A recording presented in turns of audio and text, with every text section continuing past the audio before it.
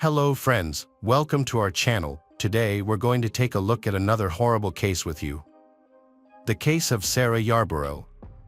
Sarah Yarboro was born on June 12, 1975, in Portland. Her family soon moved to Federal Way, a suburb near Seattle.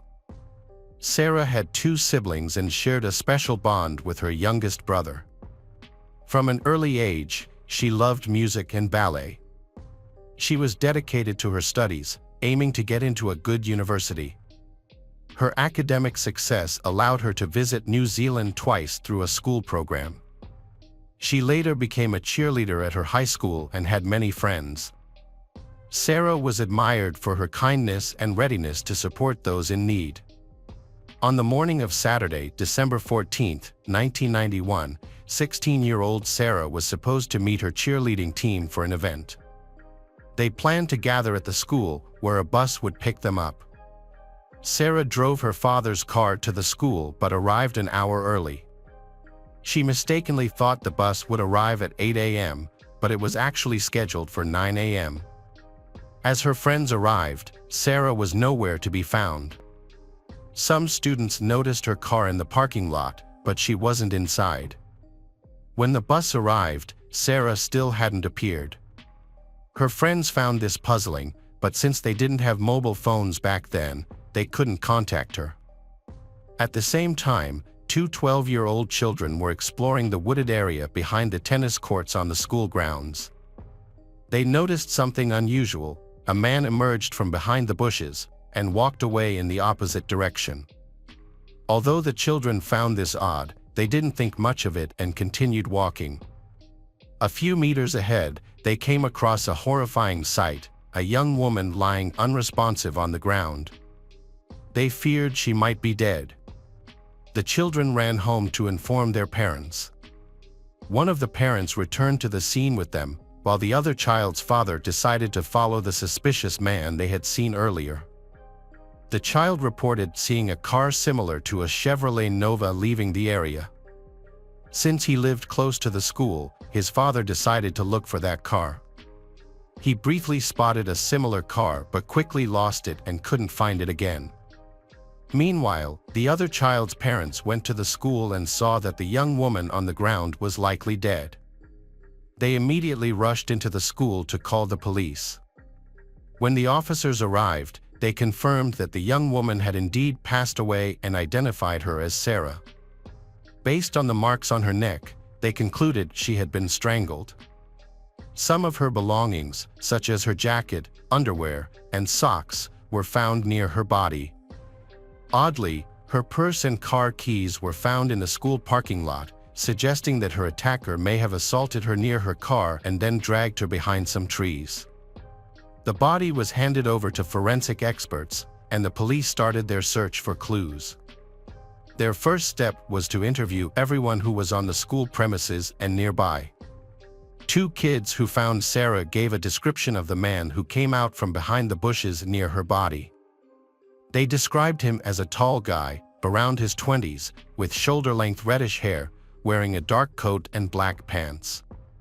Soon, the police managed to find another witness, and this is where a surprising twist in the story unfolds. According to the man, he went for a run and noticed something unusual in the woods.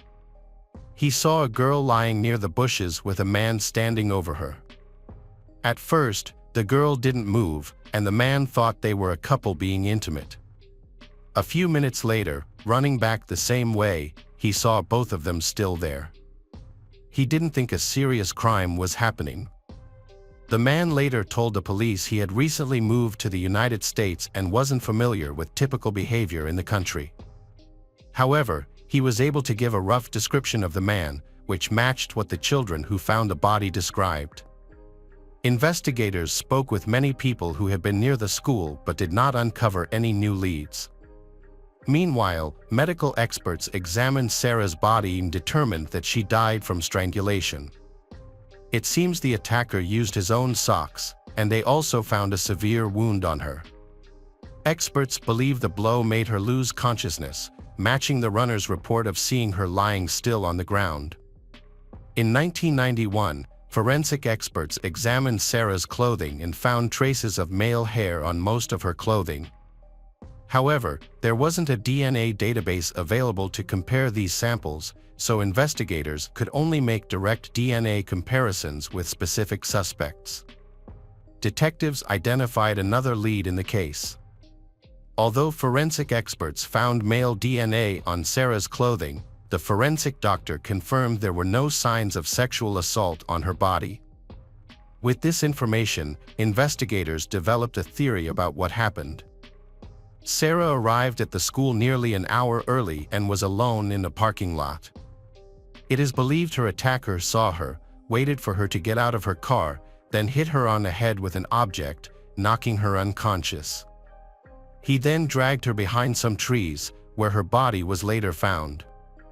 The attacker removed some of her clothing, committed indecent acts, and then strangled her with her own socks. When one of the children who found Sarah's body mentioned a car in which the attacker supposedly escaped, detectives started looking for a Chevrolet Nova. They found such a car quickly, but the driver was just delivering donuts that morning. He gave a DNA sample, which did not match the DNA on Sarah's clothing. It seems the children just noticed the vehicle driving nearby and mistakenly believed the perpetrator was inside. None of the children could definitely recall seeing a man coming from the bushes to a car. In the following days, police officers continued to search for witnesses and new leads, but no significant progress was made. Classes resumed on Monday despite the recent tragedy. The murder had occurred just a few meters from the school, and the perpetrator was still at large with an unknown identity. The girls were scared to walk alone near the school, so boys from the sports teams decided to escort each female student to their car or bus to ensure they weren't left alone on the street. Investigators discovered there were about 70 potential witnesses at the school and nearby that morning.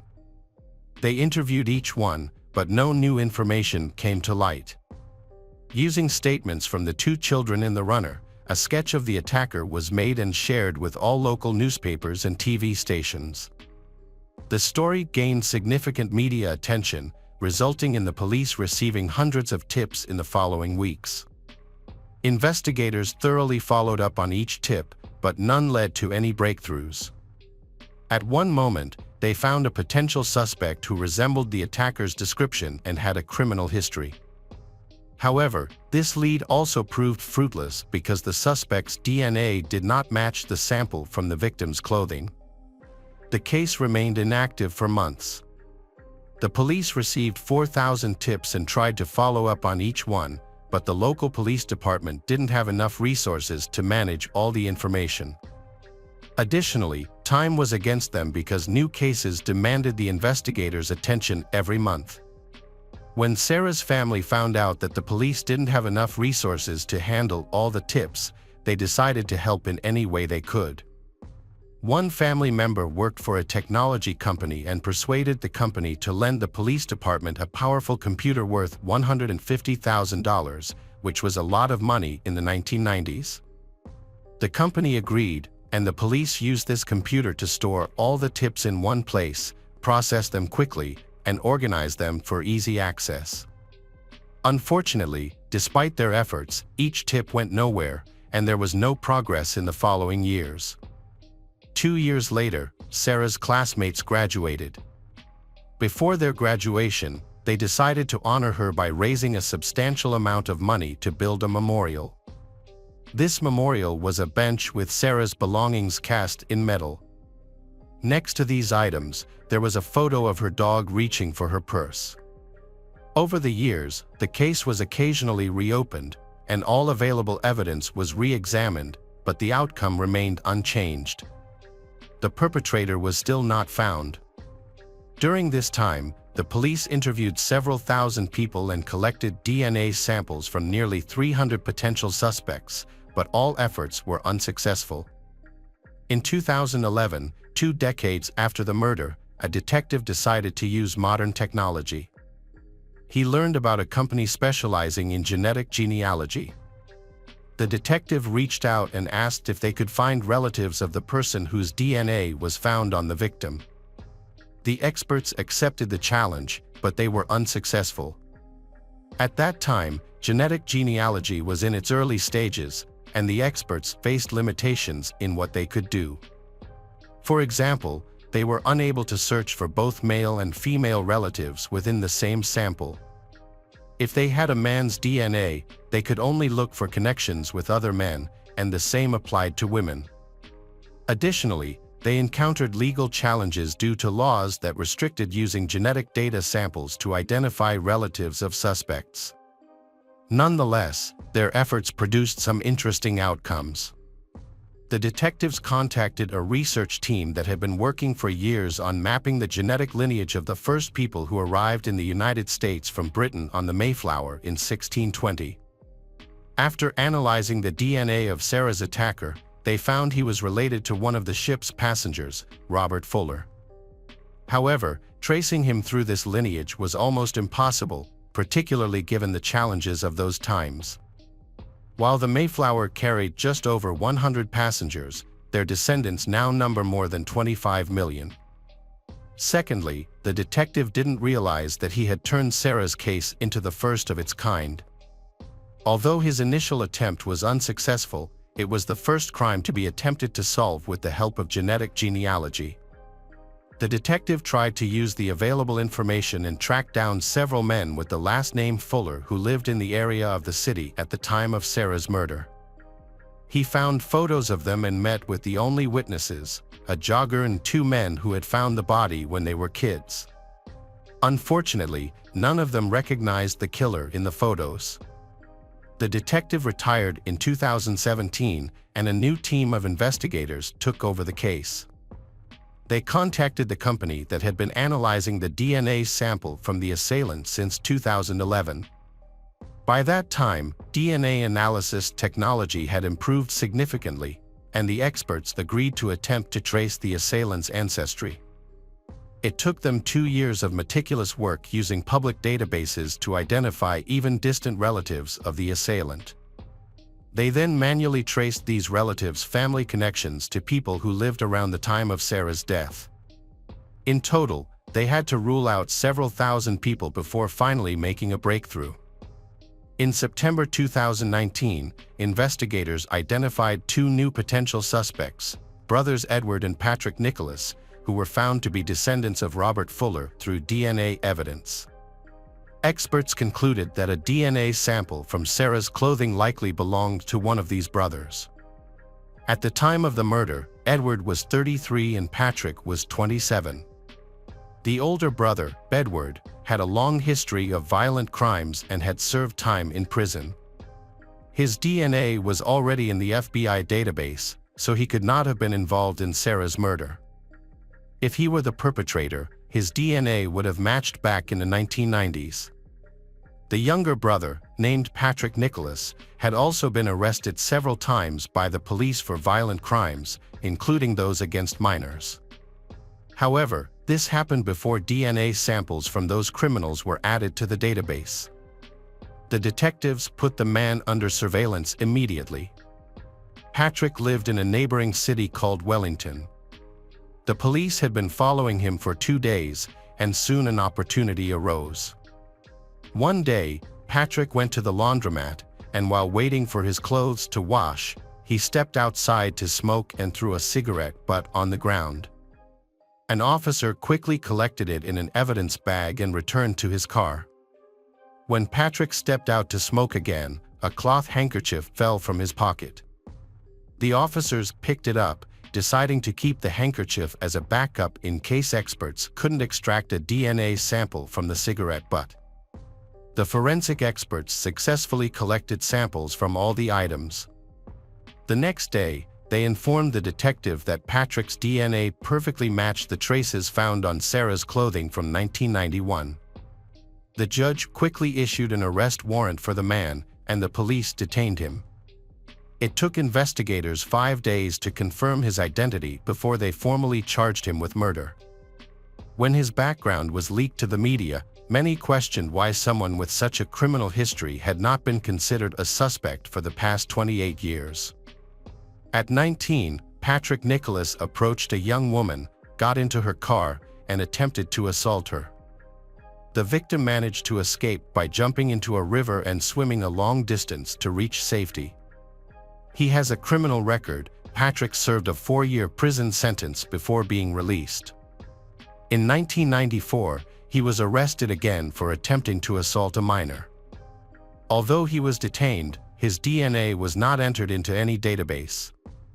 This was because the charge at the time was not considered serious enough to warrant DNA collection, and the police did not encounter his name for 30 years. Additionally, he was not mentioned in any of the 4,000 leads generated over the years. Genetic genealogy experts couldn't link him to Robert Fuller because Patrick's biological lineage had been adopted, and he grew up with a different surname. One of the men who found Sarah's body as a child in 1991 immediately recognized Patrick as the killer. He confessed that the event had profoundly impacted him, especially since he was only 12 years old when they found the body and the killer had seen him. For years, he lived in fear that the murderer might come after him. It wasn't until Patrick was arrested that he finally felt safe. Patrick's trial started in 2023. He claimed he was innocent, and his lawyer tried to dispute the main evidence, which was DNA. The lawyer argued that finding Patrick's DNA on the victim's clothing didn't prove his guilt, but this argument was dismissed. The lawyer also questioned the accuracy of the DNA analysis, but experts deemed this challenge baseless. In the end, Patrick was convicted of first-degree murder without premeditation. On May 25, he received a sentence of 45 years and 8 months in prison, making it almost impossible for him to be released. During the sentencing, Patrick showed no emotion, unlike Sarah's family. Her family spoke before the judge, expressing gratitude to everyone involved in the trial and the investigators for bringing the killer to justice after 28 years of evasion. Hello friends, welcome to our channel. Today we're going to take a look at another horrible case with you. The case of Lisa Valdez. Lisa Valdez was born on September 6, 1961, in San Francisco, California. She has an older brother and a loving mother. Although her father was absent from their lives, but Lisa and her mother shared an exceptionally close bond, rarely arguing. Those who knew them admired the harmony in their relationship. During her teenage years, Lisa developed a passion for dancing. She also became interested in IT, which was a relatively new field at the time. Notably, she was an early user of email, using it before many of her friends knew of its existence. This interest significantly influenced her future career path. Following college, Lisa got a job as a software analyst in San Francisco. Her mother later used her savings to purchase a small studio apartment for Lisa in a prestigious neighborhood, which offered a stunning city view. Living alone, Lisa advanced in her career, prioritized family time, and continued dancing, attending weekly practice sessions with her best friend. On May 16, 1998, Lisa, who was 36 at the time, hosted an evening gathering with her mother and some family friends. After the guests departed, her mother helped with the dishes and then headed home. Before leaving, Lisa promised to call her mother the next day, but the call never came. Initially, Lisa's mother thought she was simply busy, especially since she had dance practice scheduled for that day. However, as the day progressed without any communication from Lisa, her mother began to worry. The following day, Lisa's mother tried calling her, but there was no answer. She continued attempting to reach Lisa, but her calls went unanswered. On Monday, the 4th day since they last spoke, Lisa's colleagues contacted her mother to express their concern that Lisa had not shown up for work and was not responding to their calls. This was highly unusual, as Lisa was known for her reliability and always notified her workplace if she needed to take a day off.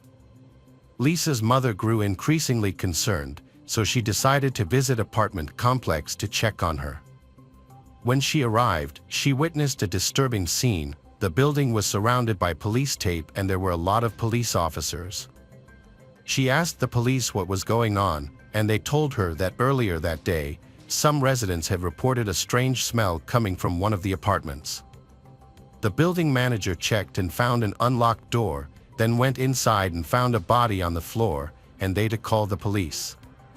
The police then were promptly called to the scene. Police officers quickly identified the victim as Lisa. Her body showed clear signs of trauma and decomposition, indicating she had been murdered several days prior.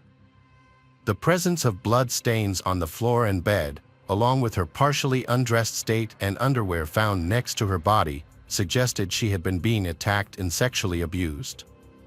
The room was in disarray, but further investigation revealed that this was typical of Lisa's living habits.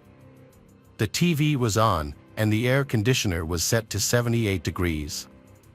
No signs of robbery were present, with valuables and jewelry left untouched. However, Lisa's keys and a gym bag were missing. A peculiar detail was the removal of some of Lisa's hair by the attacker, hinting at strong personal motives. The numerous injuries on her body further supported this theory. The detectives suspected that the killer might have had a prior relationship with Lisa and cherish a deep-seated hatred for her, given the lack of forced entry and the secure nature of the fenced apartment complex. Additionally, the apartment complex was secured with a fence, and access required either a key or to be let in by a resident. The police began interviewing residents in the apartment building, searching for someone who might have seen the attacker. They quickly found a lead when one of Lisa's neighbors reported that 2 days earlier, upon returning from vacation, he noticed damage to the metal frame of his front door and a faint blood stain. Although he had informed the manager, but they decided not to report it to the police, as it appeared his apartment had not been broken into. Detectives believed the same person who killed Lisa was responsible for the damage to the neighbor's door. However, the motives behind these actions were unclear. One theory was that the killer tried to break into the neighbor's apartment, was caught by Lisa, and subsequently murdered her. Another theory suggested the attempted break-in might have occurred after Lisa's murder, which seemed unusual. Detectives speak with the housekeeper who cleaned Lisa's apartment weekly. 2 days before Lisa's body was found, the housekeeper attempted to enter the apartment, but found the door blocked from the inside. Through a crack in the door, she saw a partially undressed woman on the floor and heard a man's voice. Believing she was interrupting a private moment, she left immediately. Police suspected that Lisa was already dead at this time and the man's voice belonged to her killer, who was still inside the apartment. The housekeeper mentioned a suspicious detail, a black bag with a zipper near the body. However, she was uncertain since she only caught a glimpse. On the inside of Lisa's apartment door, an envelope with cash was taped, untouched. This money was intended for the housekeeper, a frequent habit of Lisa. The fact that the envelope was still there suggests that Lisa was likely attacked after her mother departed, sometime between midnight and the early hours of the morning, which would have been when Lisa normally left the payment. Neighbors from the floor below corroborated these things. They reported hearing thuds and someone descending the stairs, although they didn't see the individual. As detectives searched Lisa's apartment, they discovered an unusual detail: the toilet seat was up, uncommon for a woman living alone. Forensic experts found a partial fingerprint that didn't match Lisa's. The police collected fingerprints from Lisa's acquaintances and relatives who may have visited her apartment, but none matched. This led detectives to believe that the fingerprint might belong to the killer. The medical experts completed their report, revealing new information about Lisa's case. Her body had over 20 stab wounds, but due to decomposition, it was unclear if she had been sexually assaulted. However, defensive wounds on her body suggested that Lisa had attempted to fight off her attacker. Furthermore, skin particles were found under her nails, which were likely from the killer, and were sent to the lab for analysis. In the meantime, forensic experts analyzed evidence from the apartment and discovered a crucial clue: a pillowcase with multiple blood stains. Upon closer examination, it was determined that not all of the blood on the pillowcase belonged to Lisa, as some of the stains were from a different source. As a result, the pillowcase was sent to the lab for further testing. Investigators suggested that the killer may have unintentionally hurt himself while stabbing Lisa, which can happen when using a knife. Supporting this hypothesis was the discovery of 2 bandages from a first aid kit inside the toilet. The killer might have used these to stop his bleeding and potentially left fingerprints on the toilet seat when disposing of the bandages. DNA analysis revealed that the blood on the pillowcase came from an unknown male not listed in the FBI database. This man's DNA also matched skin particles under Lisa's nails and a blood stain on her pillowcase. Despite no matches in the DNA database, detectives obtained the killer's DNA profile. They then compared it to DNA samples from suspects in their system who had committed crimes in Lisa's area and closely examined her acquaintances. Lisa's mother shared information about Lisa's relationship with a man named Albert Ketto, stating they had plans for a date the day following the murder. However, these plans were canceled by Albert a few days beforehand. When detectives questioned Ketto, they noticed a large cut on his hand, which made them suspect him as the killer.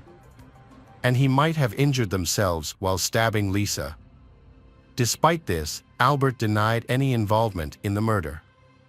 The detectives took his fingerprints and DNA samples for comparison, but surprisingly, they did not match the blood on the pillowcase or the skin particles found under Lisa's nails.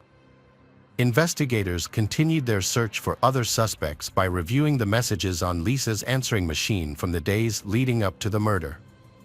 After making a list of 40 people texting Lisa, they found one message particularly suspicious. Just hours before the murder, while Lisa still had guests at her home, a man called her, but she didn't pick up, he leaving a strange message, "You know how it goes, Tita. Hey Lisa, are you home?" When police played this message for one of Lisa's friends, the friend immediately identified the voice as Albert Robinson, a work colleague of Lisa's. Albert had made his feelings for Lisa known, but she had rejected his advances. Despite this, they remained friendly at work and, with Lisa considering him a friend. During the memorial service for Lisa, something else happened. Albert attended the service and delivered a speech that left everyone in perplexed. He asserted that he and Lisa were intensely in love and had plans to get married and start a family. However, Lisa's friends and mother disputed Albert's things, stating that they were entirely false. According to them, Lisa had mentioned that Albert had expressed interest in her, but she did not reciprocate his feelings. Lisa's mother also emphasized that Lisa would have confided in her about such significant plans. Albert was questioned by the police and he denied being involved in Lisa's murder. He claimed to love her and said he would never hurt her. However, he refused to give the police his DNA sample and fingerprints, which raised suspicions. As a result, detectives continued to investigate him and look for new evidence. It is possible that Lisa's failure to reciprocate Albert's feelings made him hate her and kill her in revenge. The violent nature of the murder suggested that it was personal, and the fact that the killer cut off some of Lisa's hair and took it with him could be related to Albert's fixation on her. Detectives got a search warrant for Albert's house and found it filled with dozens of Lisa's photos, further evidence of his obsession. Despite this, he continued to deny any involvement in the murder. He voluntarily provided his fingerprints and DNA, which were sent to the lab for analysis. However, the lab results showed no match with the DNA and fingerprints found at the crime scene. As a result, he was cleared as a suspect, and the investigation continued. Years went by with no new leads, and the case remained unsolved. Investigators regularly checked DNA and fingerprint databases, hoping the killer would be caught for another crime, but there were no matches. Police were initially baffled that the perpetrator of such a heinous crime did not appear in any databases, so they doubted it was his first serious offense. Despite ongoing searches over the years, the police couldn't find any matches. Lisa's mother made multiple television appearances, pleading for anyone with information to come forward, yet detectives remained without new leads. In 2010, detectives discovered the FBI had begun utilizing a new DNA technology to identify suspects by comparing their DNA samples with those in the database to find relatives. This method, unlike genetic genealogy which emerged later, was only effective for locating close relatives, such as a father or brother. With no other leads, police requested a comparison in 2011 and waited. On September 2nd, lead detective Ive received a call from the FBI. They said that when the experts retested the DNA sample, they got a perfect match. The DNA from blood and skin particles under her nails matched a 52-year-old man named Anthony Hughes, who had recently been added to the FBI database. Anthony had a lengthy criminal record that went back decades, but previously, his crimes didn't qualify for his DNA to be included in the FBI database. However, due to updates in legislation, it became mandatory for individuals convicted of crimes in California to provide DNA samples, irrespective of how minor the offense was. Anthony's DNA sample was added to the database following his arrest for a minor shoplifting offense. In addition to his DNA, his fingerprints were also entered into the database, and they were found to match a fingerprint discovered on Lisa's toilet seat. Specialists were even able to pinpoint which specific finger left the print with relative ease. Before arresting Anthony, detectives searched for more evidence linking him to the crime. They stumbled upon a new clue. 13 years prior, police had reviewed messages left on Lisa's answering machine, but only those received before her murder. Now, after all these years, detectives found that Anthony had left a message for Lisa just a day after her death. The message itself was unremarkable and didn't raise suspicions. However, if the police had investigated Anthony at that time, they won't just find out his dense criminal history but also another important piece of information. Upon reviewing Lisa's belongings, detectives discovered Anthony's phone number in her address book, which confirmed that Lisa and Anthony knew each other.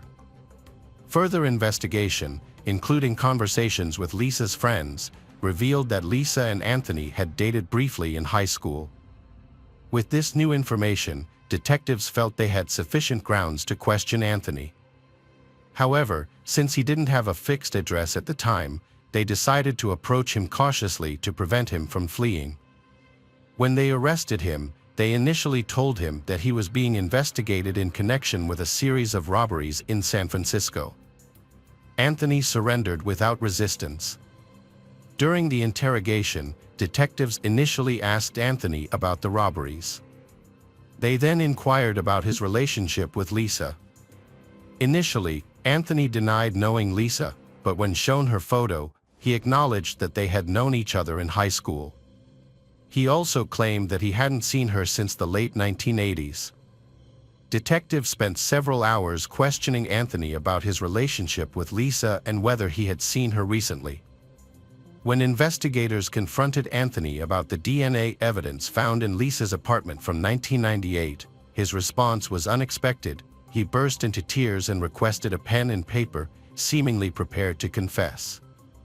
However, instead of writing a confession, he began hitting himself with the pen. Authorities had to restrain him as he continued crying and shouting, claiming he was being framed for a crime he didn't commit. Following this, Anthony was charged with Lisa's murder, and her family was informed that her killer had finally been caught. The trial was delayed by 4 years. Then, when it began, Anthony appeared confident, even smirking. However, later he began displaying religious symbols, such as carrying a Bible and wearing a cross. Detectives believed this was a tactic to sway the jury.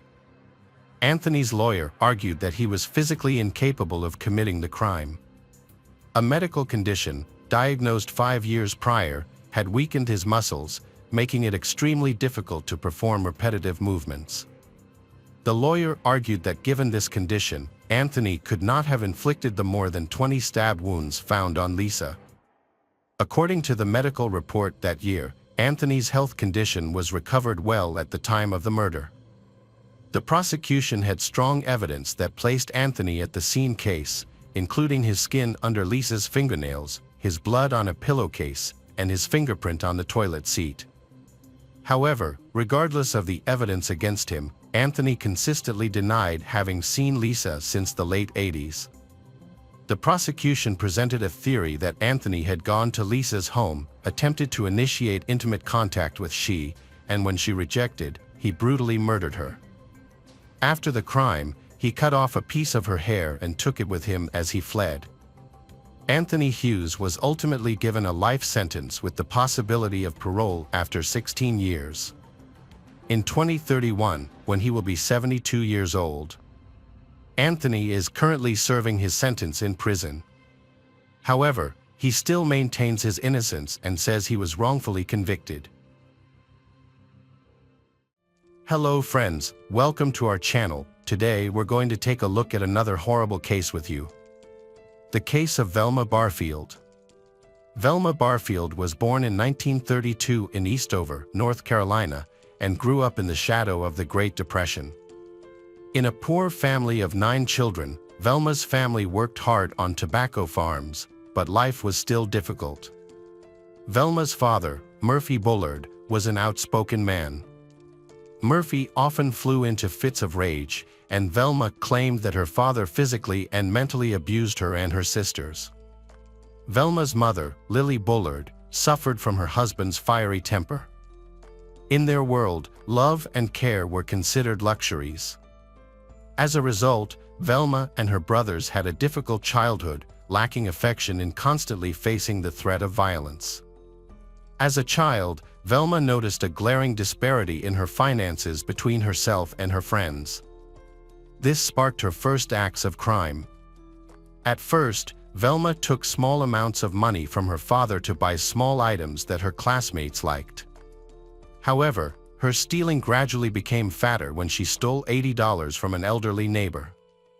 When the matter was discovered, her father punished Velma very severely. After that, she gave up stealing.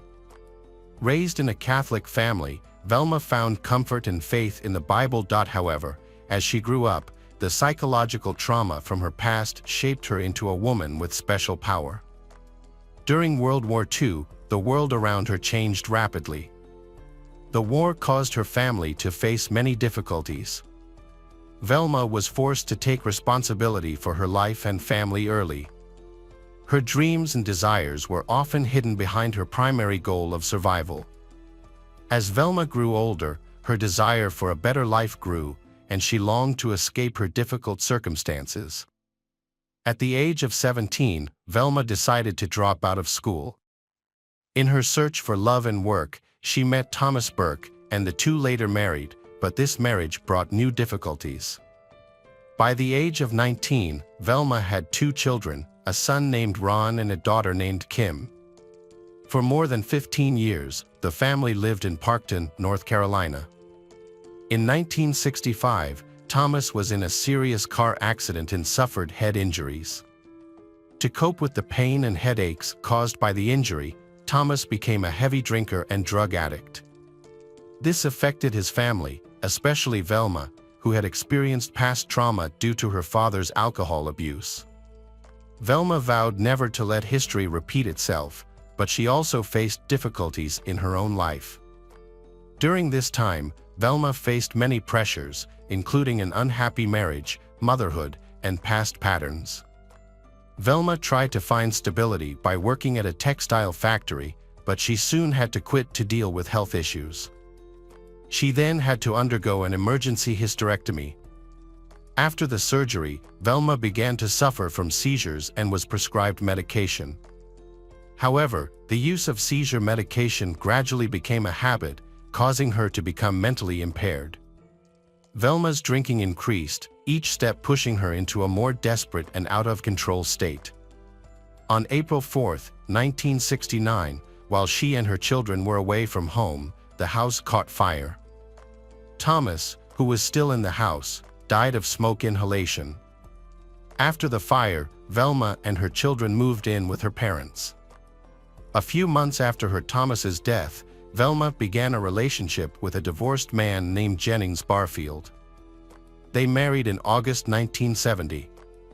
However, their relationship did not last. After an argument, Jennings died of a heart attack on March 21, 1971.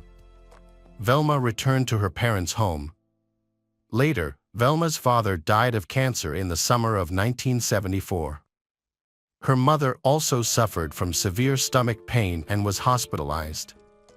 Although she recovered and returned home in August 1974, Velma's mother was hospitalized again due to severe stomach pain. Because her illness was so severe, she died after 2 hours of treatment. Another man Velma was dating was in a car accident and died on December 30th of the same year. Velma's financial difficulties and addiction led to another bad decision. She started forging checks to meet her growing needs.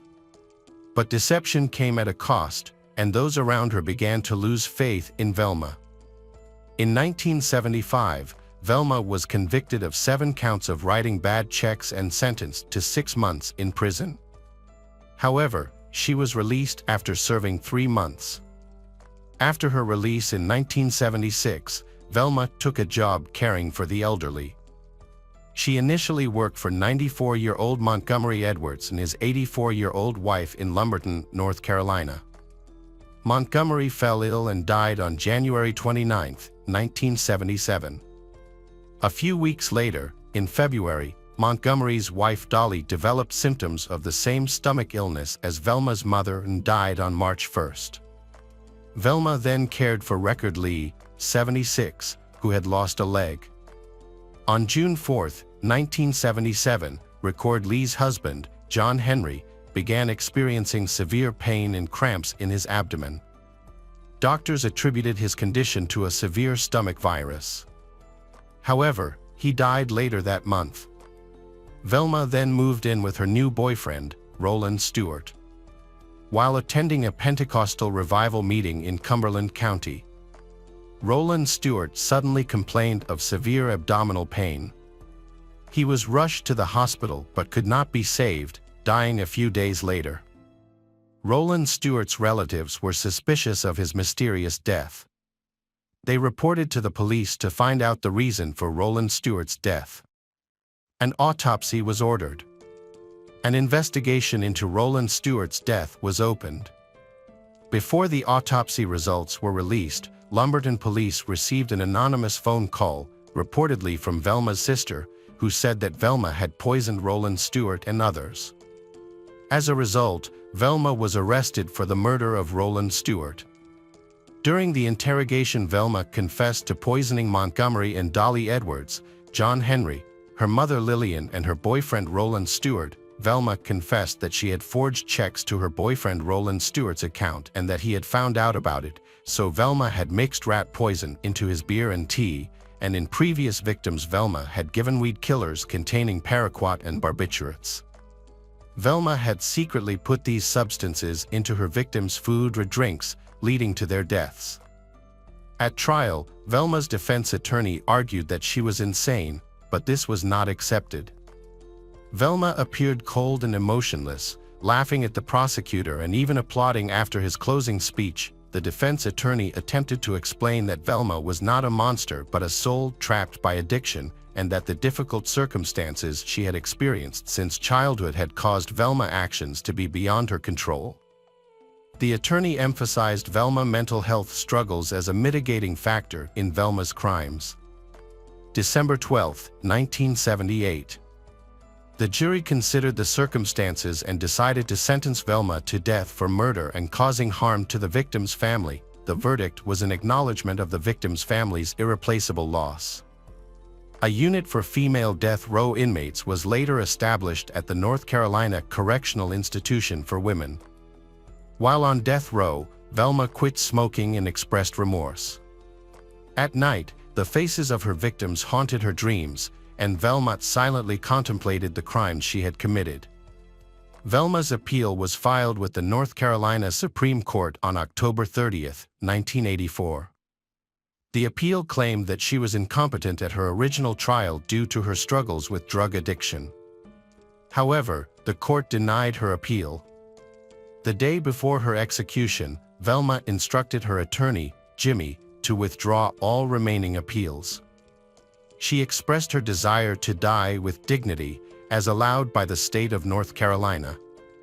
In her final hours, Velma reflected on her life and prayed, finding solace in her faith as she prepared for death. Pastor Billy Graham offered her words of comfort over the phone, saying, "Velma, in a way I envy you because you're going to get to heaven before I do." Velma was executed on November 2, 1984, at the Central Penitentiary in Raleigh. Before her execution, she expressed remorse for the pain she had caused, stating that she was deeply sorry for the pain she had caused and that many families had suffered greatly. She also expressed her gratitude to those who had supported her over the past 6 years, saying that she appreciated the unwavering support of her family, her attorneys, and the kindness of the prison staff, and that she was grateful for their compassion and understanding during this difficult time. For her final meal, Velma chose a simple snack of cheese doodles and a Coca-Cola. She spent her last hours with family members and friends who visited her before her execution. Despite the circumstances, Velma remained calm and at peace. Velma was led to her execution wearing pink pajamas and medical devices attached to her chest, including a stethoscope and heart monitor. She was secured to a gurney with straps at her body and legs, and then wheeled to the execution chamber just before 2 a.m. outside the prison. 2 opposing groups of protesters had gathered. Pro-death penalty supporters were present, and anti-death penalty advocates, who criticized Governor Hunt for not showing compassion and claimed the woman could still contribute positively to society from behind bars. As the execution approached, other inmates demonstrated their anxiety by banging on the windows of their cells in unison. A group of about 80 people who supported capital punishment showed their approval through cheers and applause. 3 volunteers carried out the execution, with a dummy intravenous line ensuring that none knew for certain which of them had administered the fatal dose. Velma's execution took place at 2:15 a.m., just 15 minutes after being given the lethal injection of proton bromide. Those present at the execution reported that she passed away without any apparent suffering. Around 300 death penalty opponents stood nearby in silence, holding candles that they extinguished as the moment of her death approached. After the execution, Velma's body was taken by ambulance to a medical school for use in her previously expressed wish to donate her organs for transplantation. Her burial followed at a small North Carolina cemetery close to the gravesite of her first husband, Thomas Burke. She was 52 years old at the time of her death. Hello friends, welcome to our channel. Today we're going to take a look at another horrible case with you. The case of Judy Blake Morannon. Judy Blake was born on October 16, 1957, in Hancock, Michigan, into a conservative family.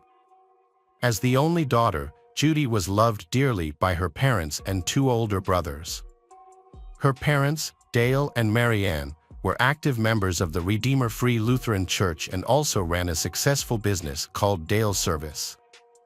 Through this, they provided Judy with a comfortable life in a warm environment. In 1974, Judy met Bruce Morannon. Both worked in the healthcare industry, with Judy as a nurse and Bruce as a support worker. The age difference was only 3 years, yet the two were complete opposites. While Judy was shy and gentle, Bruce was outgoing and confident. Judy's family was a little apprehensive about Bruce, but love helped Judy and Bruce convince their families, and they got married in 1978. In the following years, Judy's family tried to accept and make Bruce an integral part of her life. It seemed to work because Bruce got along well with Judy's family. Another happy turning point came in 1989 when Judy gave birth to their daughter, Elise. However, the joy and peace in their family life were short-lived. On November 29, 1992, after Thanksgiving, Judy and Bruce visited Judy's family and brought Elise with them. It was also the last day of hunting season in the Upper Peninsula. Bruce and Judy's brothers went into the nearby woods to hunt deer on Sunday morning, while Judy stayed at home with her mother and Elise. Judy took her Springer Spaniel and her parents' dog, Streak, for a walk in the woods behind the Blake home on Highway 38 in Ontonagon County, Michigan. When Judy's mother, Mary Ann, said goodbye to her daughter, she had no idea it would be the last time she would see her. 2.5 hours passed without Judy, and Mary Ann became worried. Although Judy was familiar with the woods, the possibility of an accident or trouble was concerning, especially since hunting was still ongoing. A neighbor joined Mary Ann in searching for Judy. As it grew dark, the two women had difficulty following Judy's footprints along the trail. After nearly an hour of searching, Mary Ann came across a terrifying sight. On one of the trails in the woods, Mary Ann saw Judy lying motionless. The dogs were still circling the area. When they tried to turn Judy over, they found a terrible wound and bleeding in her chest, indicating that Judy was no longer alive. When Mary Ann discovered Judy's death, she ran home and reported the incident to the local authorities. Investigators soon determined that Judy had died from a gunshot wound. Although the night was getting colder, the police decided to search the woods with flashlights in hand. However, after searching the entire area, they still did not find many clues, including the bullet that killed Judy. However, they did find one important trace, a burn mark on a maple tree. Detective Bob Ball, who was in charge of the case, believed that the burn mark could have been caused by the bullet that killed Judy. He hoped that if the bullet was found, it would shed some light on the case.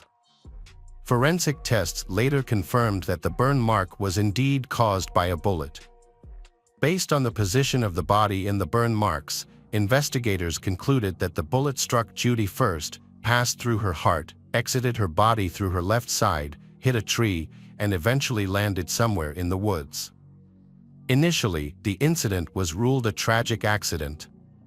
Investigators believed that a stray bullet from an unknown hunter killed Judy, which was not unusual in the area. However, determining who was responsible for Judy's death was a difficult task, as bullets from high-powered rifles can often travel 3 miles or more. Most of the time, hunters don't realize that their bullets have killed a person. While Judy's body is being taken to the medical examiner's office, the detectives begin interviewing family members. Everyone seems deeply saddened by the tragedy, but an unusual statement from Bruce makes Detective Bob uncomfortable. Bruce criticizes Judy for not being more careful. Bruce becomes a suspect because, in most brutal cases, the person closest to the victim is usually the suspect. However, Detective Bob also knows that Bruce may just be a husband trying to hide his grief. Bruce's brothers claim that Bruce was with them all day, and they are certain that he had nothing to do with Judy's death. They are even unhappy with the police for considering Bruce a suspect.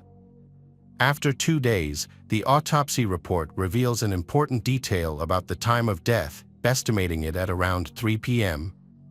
When Detective Bob returns to interview Judy's family again with this new information, Bruce's relatives reveal that although Bruce was with them for most of the day, they did not see him at a particular time. Judy's family, however, remains completely convinced of his innocence. They believe the investigation is flawed in accusing a man who is still grieving the loss of his wife. However, they do not know that the detectives have their own reasons for believing that Judy's death was not an accident. By analyzing the trajectory of the bullet and forensic evidence, investigators find that the bullet entered the body at an upward angle. This is a significant finding because if Judy had been shot by a hunter, the bullet would have entered the body at a downward angle. This raises the suspicion that Judy's death was a targeted murder. However, one question remains: was the killer really Bruce? To verify their suspicions, the detectives decide to summon Bruce for a thorough investigation. On December 11, 1992, just 12 days after the investigation began, Bruce is invited to the sheriff's office for a formal interview. After a brief interview with Detective Bob, Bruce recounts in detail where he had been on the day his wife died and provides the names of nearly 30 people who witnessed his presence that day. However, there is a suspicious 30-minute gap in Bruce's itinerary on the day of the incident that he cannot explain. Despite his repeated claims of having nothing to do with his wife's death, this gap causes Detective Bob to begin questioning what Bruce might be hiding. The truth about Bruce's guilt remains unclear, but his behavior raises suspicions. After his wife's death, Bruce does not spend much time on the funeral. Over the following weeks, he goes skiing, hangs out with friends, and even flirts with some of his deceased wife's friends instead of taking care of his daughter. This causes Judy's family to begin suspecting Bruce, although they initially supported him. Bruce's behavior is the cause of this suspicion. The police are actively investigating the case but have not yet found any concrete evidence against him. To gain information, Detective Bob asks some of Bruce's friends and colleagues to secretly follow him and report back to the police if they see anything suspicious. This method of surveillance reveals an important detail. One of the people asked to follow Bruce is Gail, a 35-year-old colleague. She has a remarkable story to tell the detectives about Bruce. Shortly after the funeral, Bruce shows up uninvited at Gail's house, carrying 5 boxes filled with his deceased wife's belongings. After placing the boxes on Gail's porch, Bruce left before Gail could ask for more information. Since it was the holidays, Gail left the boxes outside for a while without paying attention to them. When she opened the boxes, she discovered that most of them were filled with Judy's clothes. But in one of the boxes, under the pile of clothes, Gail found a letter written 6 months earlier and signed by Judy.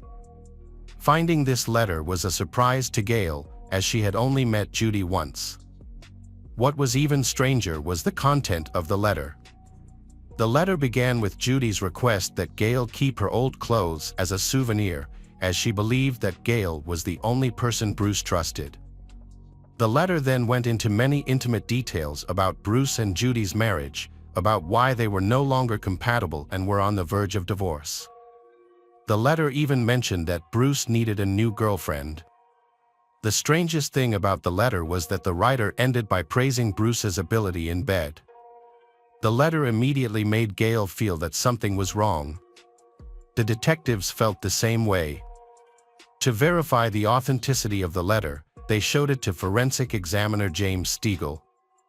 He was tasked with comparing the letter to a sample of Judy's handwriting to see if it was really written by Judy. Handwriting analysis revealed that the handwriting in the letter indicated the speed of the writer, appearing slow and deliberate, which could be a sign of forgery. Judy was ruled out as the author of the letter, but it was also impossible to definitively confirm that the handwriting was Bruce's. With no conclusive evidence against Bruce, the detectives had to rely on limited resources to find more information. Detective Bob decided to continue interviewing Gail. Gail revealed that Bruce had been trying to get her attention for a long time, even before Judy's death.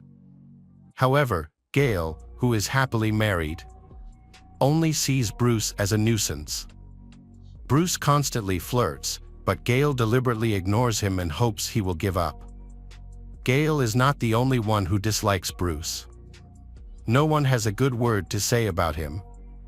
At work, he often flirts with other female employees, causing everyone to try to stay away.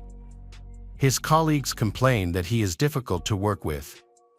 Gail also reveals that after his wife passed away, he bragged about being rich. According to Gail, this was just his attempt to seduce her. This information makes Detective Bob interested in investigating Bruce's marriage. They speculate that Bruce and Judy often quarrel because of Bruce's habit of flirting at work, but it is uncertain whether Judy is aware of Bruce's behavior towards female colleagues at work. However, the detective also discovered that Bruce and Judy's financial problems, caused primarily by Bruce's irresponsibility in overspending, had occurred in the months leading up to Judy's death. Bruce was deeply in debt, and the situation had become so serious that he was forced to borrow money from one place to pay off another. Judy had always managed her finances well throughout the marriage with her income, but she eventually began to resent Bruce, especially when she was given the added responsibility of caring for their daughter. The detectives discovered that a few weeks before Judy's death, Bruce had begun taking out multiple insurance policies in Judy's name, some of which had a double payout clause if Judy died in an accident. Detective Bob wondered if Bruce saw this as an opportunity to solve his financial problems and get out of the marriage with Judy. In fact, after Judy's death, Bruce was due to receive $330,000 from her insurance policies. What made investigators shudder was that in 1991, nearly 14 months before Judy's death, she had suffered a horrific accident. An 85-pound chimney block accidentally fell from the roof where Bruce was working, hitting Judy in the head and nearly killing her. Fortunately, she survived the attack, although she suffered a severe concussion and was hospitalized for several days. In another shocking development, a fire broke out in her house while Judy was sleeping alone. Fortunately, Judy woke up in time, called the fire department, and escaped once again. After these two incidents, Judy was very frightened. Some of Judy's friends told detectives that she had expressed her intention to leave her husband. Although she had a premonition that something was wrong, she stayed for the sake of her daughter. Judy's family was unaware of her feelings. At this point, Detective Bob Ball was almost certain that Bruce had killed his wife and deliberately staged it as a hunting accident, but he lacked physical evidence. He contacted Dan Castle, a metal detector expert who had helped the police many times before. Knowing that the fatal bullet might still be somewhere in the woods, Detective Bob asked Dan Castle to find it. Dan worked with his metal detector every day, but after searching for weeks without finding anything, he had a problem. The snow had covered up all traces of the bullet. Despite the setback, Dan was not ready to give up. He decided to experiment by using a slingshot to recreate the trajectory of the bullet and determine where it might have landed. Luckily, the idea worked. When he searched the area where his marble ricocheted in the snow, he found the bullet about 80 feet from a maple tree. The discovery of the bullet was important, but authorities needed to determine whether it was the bullet that killed Judy or just another bullet fired during hunting season. Ray Kenny, a firearms examiner from the Marquette State Police Crime Lab, was assigned to analyze the bullet. A few days later, he discovered some important details. It was a .30 caliber bullet from a Moss rifle, and it contained wood fibers. Kenny determined that this was the bullet that had hit the tree, but there was more evidence stuck inside. Kenny found a small pink fiber from Judy's shirt and some black fibers from her jacket. Finally, a crucial link was discovered, creating a major breakthrough in the case. Investigators then focused on Bruce's gun collection. They examined all the rifles that could have fired the bullet collected from the scene and identified 4 weapons that could have been involved. Bruce was forced to tell the truth, but he still chose to lie and denied owning any of the rifles. However, his luck ran out when Judy and Bruce's financial records showed a loan document that listed his gun collection as collateral. Detectives also found an asset list that included a gun that Bruce had not declared. It was a rifle with a scope, matching one of the 4 guns that could have fired the bullet. In the end, investigators concluded that the gun was probably the murder weapon. On April 23, 1993, after 5 months of investigation, Bruce agreed to take a polygraph test after many delays and evasions. During the first part of the test, Bruce calmly answered the investigators' questions.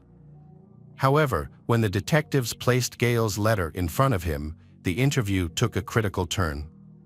For the first time, Bruce changed his story and confessed to killing his wife after months of denial, perhaps because he realized Gale had cooperated with the police or feared that the authorities were finally closing in on him. With tears in his eyes, Bruce revealed that on November 29, 1992, he saw an opportunity to kill his wife. However, he said that the first 2 times he saw Judy from a distance, he aimed but could not shoot. The 3rd time, he closed his eyes, pulled the trigger, and Judy was fatally shot. Bruce explained that his motive for killing Judy was her threat to divorce him, which he did not want to happen. He claimed that Judy was a strict wife both at work and at home, and was not good at cooking. Bruce said that he threw the rifle into a nearby river, but the police could not find it after searching the water. He also pointed out an error in the medical examiner's report. Although the report said Judy was shot on the left side of the chest, Bruce insisted that she was actually shot on the right side and the bullet exited the left side. This detail was crucial to his confession, as only the killer would know this.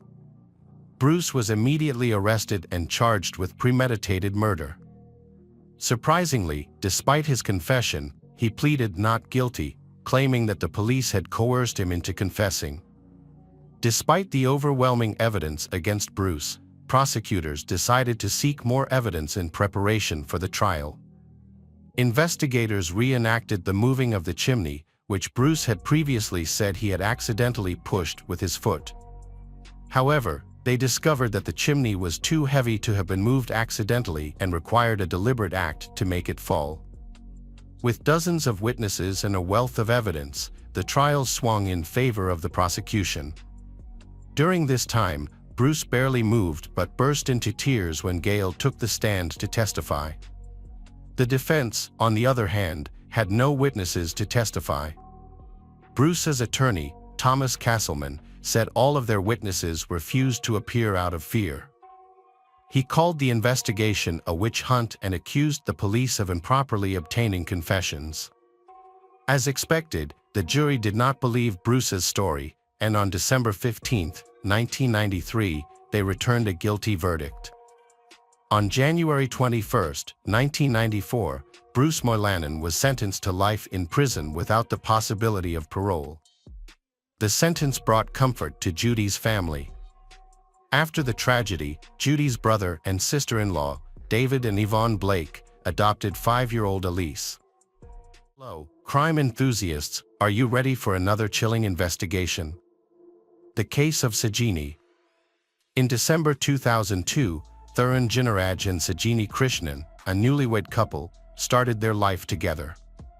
Tharun and Sinini's marriage was arranged, but the couple was very happy and were building a life together in their apartment. Tharun, a physical education teacher at a local school and a volleyball coach, his wife, Sinini, worked at a bank. Whenever Tharun went to watch volleyball, he would remind his wife, Sinini, that due to the unsafe burglary situation in the area, Sinini should go to her father's house instead of staying alone in their apartment. Sinini's father lived nearby, so she would go to her father's house whenever Tharun went to watch volleyball. On February 5, 2003, Sinini visited her father's house for the last time. Before leaving, she said that she needed money to fill up her car's gas tank. Sinini's father was surprised and asked if Tharun was taking good care of her. Sinini appeared angry and dismissed her father's concerns, saying, "Dad, there's no such thing." Her short reply made her father feel uncomfortable, thinking that it might just be a minor disagreement between the couple. On February 14, 2003, at 7:30 p.m., Sinini had a phone conversation with her sister that lasted about 15 minutes. 2 hours later, at about 9:30 p.m., Tharun contacted Sinini's father, informing him to come to the hospital immediately because Sinini's condition was critical. Family members rushed to the hospital and found that Sinini had passed away. Tharun was deeply moved and cried loudly. Sinini's cause of death was determined to be strangulation with a scarf. When the police arrived at the scene, Tharun reported that their house had been broken into, jewelry and money had been stolen, and belongings had been thrown around. Initially, the police suspected that the thieves might have killed Sinini when she discovered them. Thuran's emotional state was so shocked that he couldn't stop crying. His pain was too great, and as a result, his condition worsened. He was so distraught that he couldn't even attend Sinini's funeral.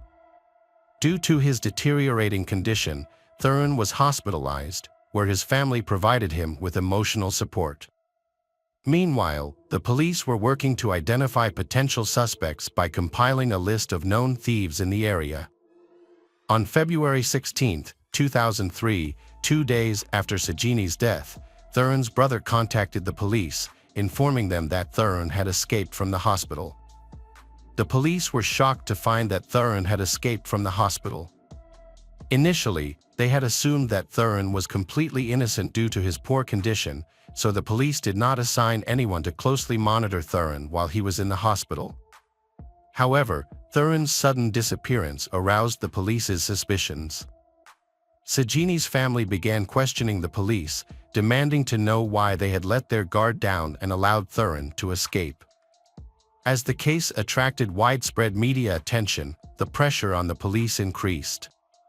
They immediately launched a thorough search for Thuran. Meanwhile, Thuran's family was also brought in for questioning by the police, but they were released after a few days. Thuran lived with Sinini in an apartment, while the rest of his family lived elsewhere.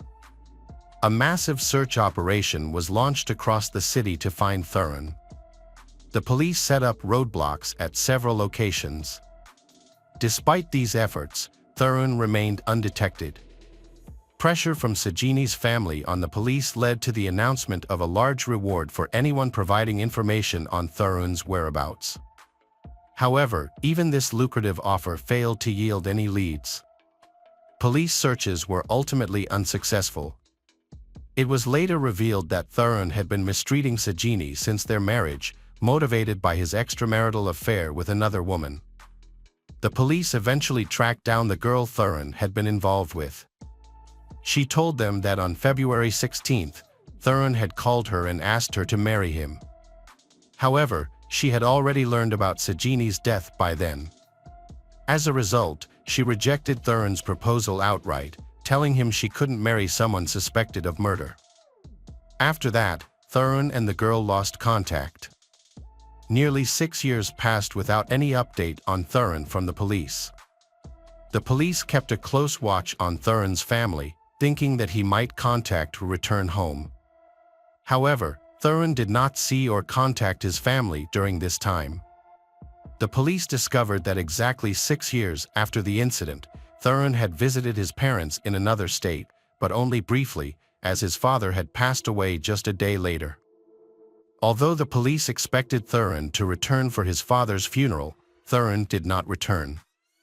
In 2016, a new officer joined the department and reviewed the case file, asking for an update. The police informed him of the current situation, that Thuran's father had passed away, his mother was ill and living in Madhya Pradesh, and his brother lived in Ahmedabad, but there was still no information about Thuran's whereabouts. The police conducted another investigation by discreetly monitoring the area around Thuran's mother's house, looking for any young men who might visit her. Unfortunately, no leads were found. The police then decided to question the girl who had a relationship with Thuran. She reported that she had not had any contact with Thuran since the incident. However, some of her friends had recently mentioned to her that they thought they saw someone who looked like Thuran at a mall in Delhi. The police formed a team to investigate this new information and visited the mall in Delhi. They checked the footage from all the surveillance cameras, but could not find any evidence of Thuran. After receiving multiple reports of sightings of Thuran in various states, the police became increasingly convinced that he was still alive. They therefore launched a thorough investigation by analyzing around 4,000 mobile phone numbers linked to Thuran's family and friends, hoping to uncover a vital clue. Although their search did not yield any significant breakthroughs, the police were determined to find Thuran. They kept a close watch on his mother's phone, scrutinizing her calls to identify her contacts. Thuran's mother received a call on her mobile phone from a landline number in Bengaluru, also known as the Silicon Valley of India. The call originated from the customer care service of a Bengaluru-based Oracle company. This made the police wonder about the connection between Thuran's mother and the Oracle company. The police suspected that Thuran, whom they were looking for, might be working at the Oracle office in Bengaluru.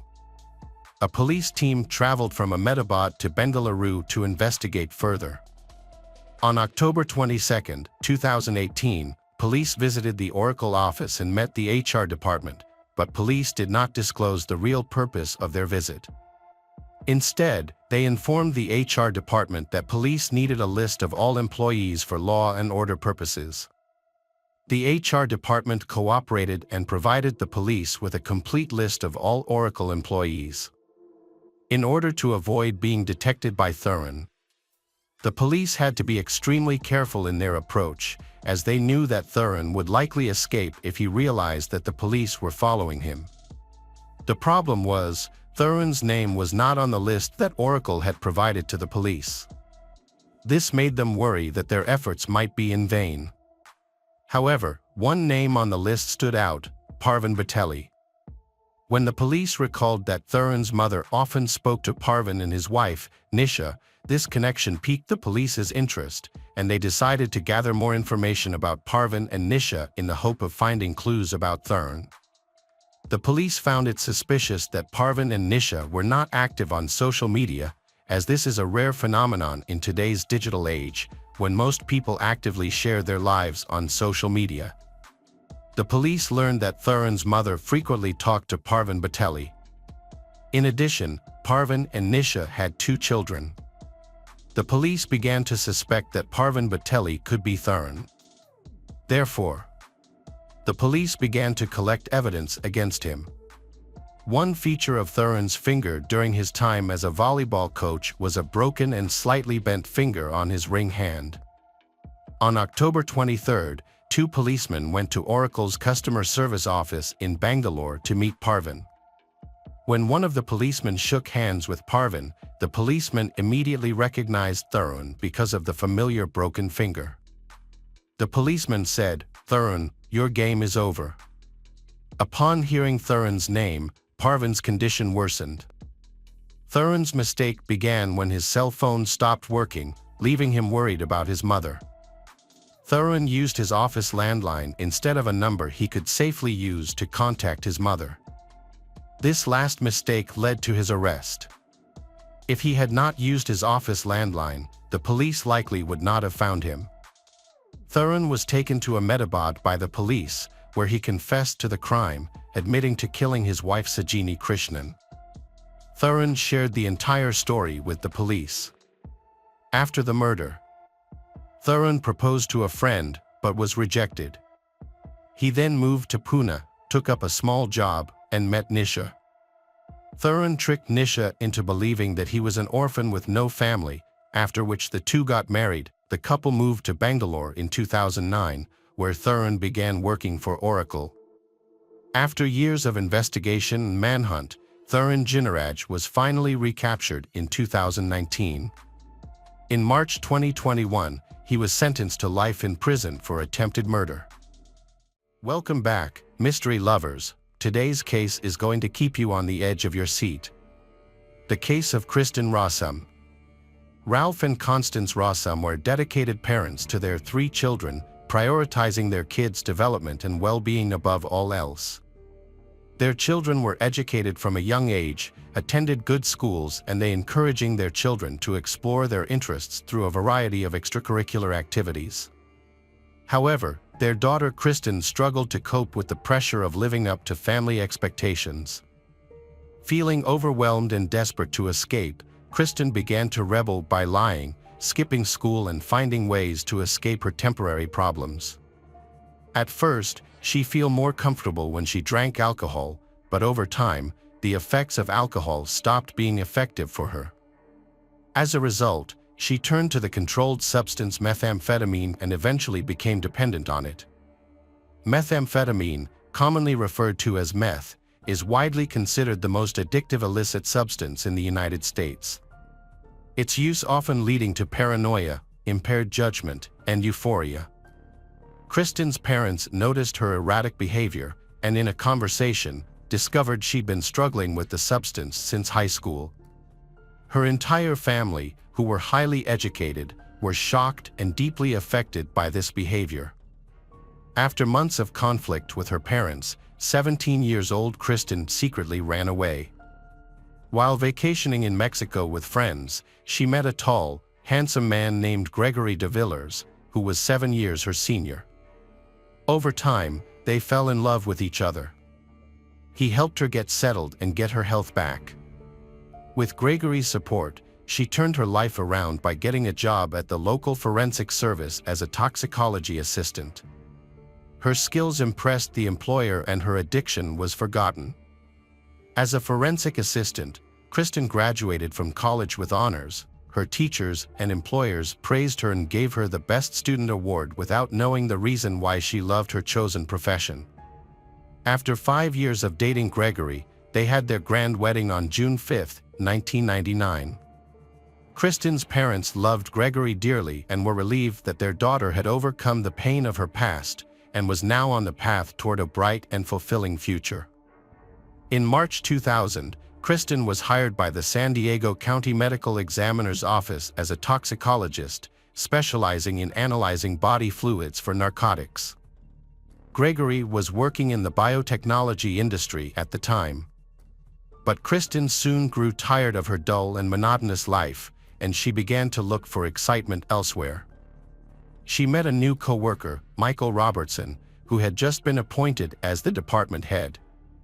Although Michael was married, they unexpectedly developed strong feelings for each other. They couldn't keep their relationship a secret for long.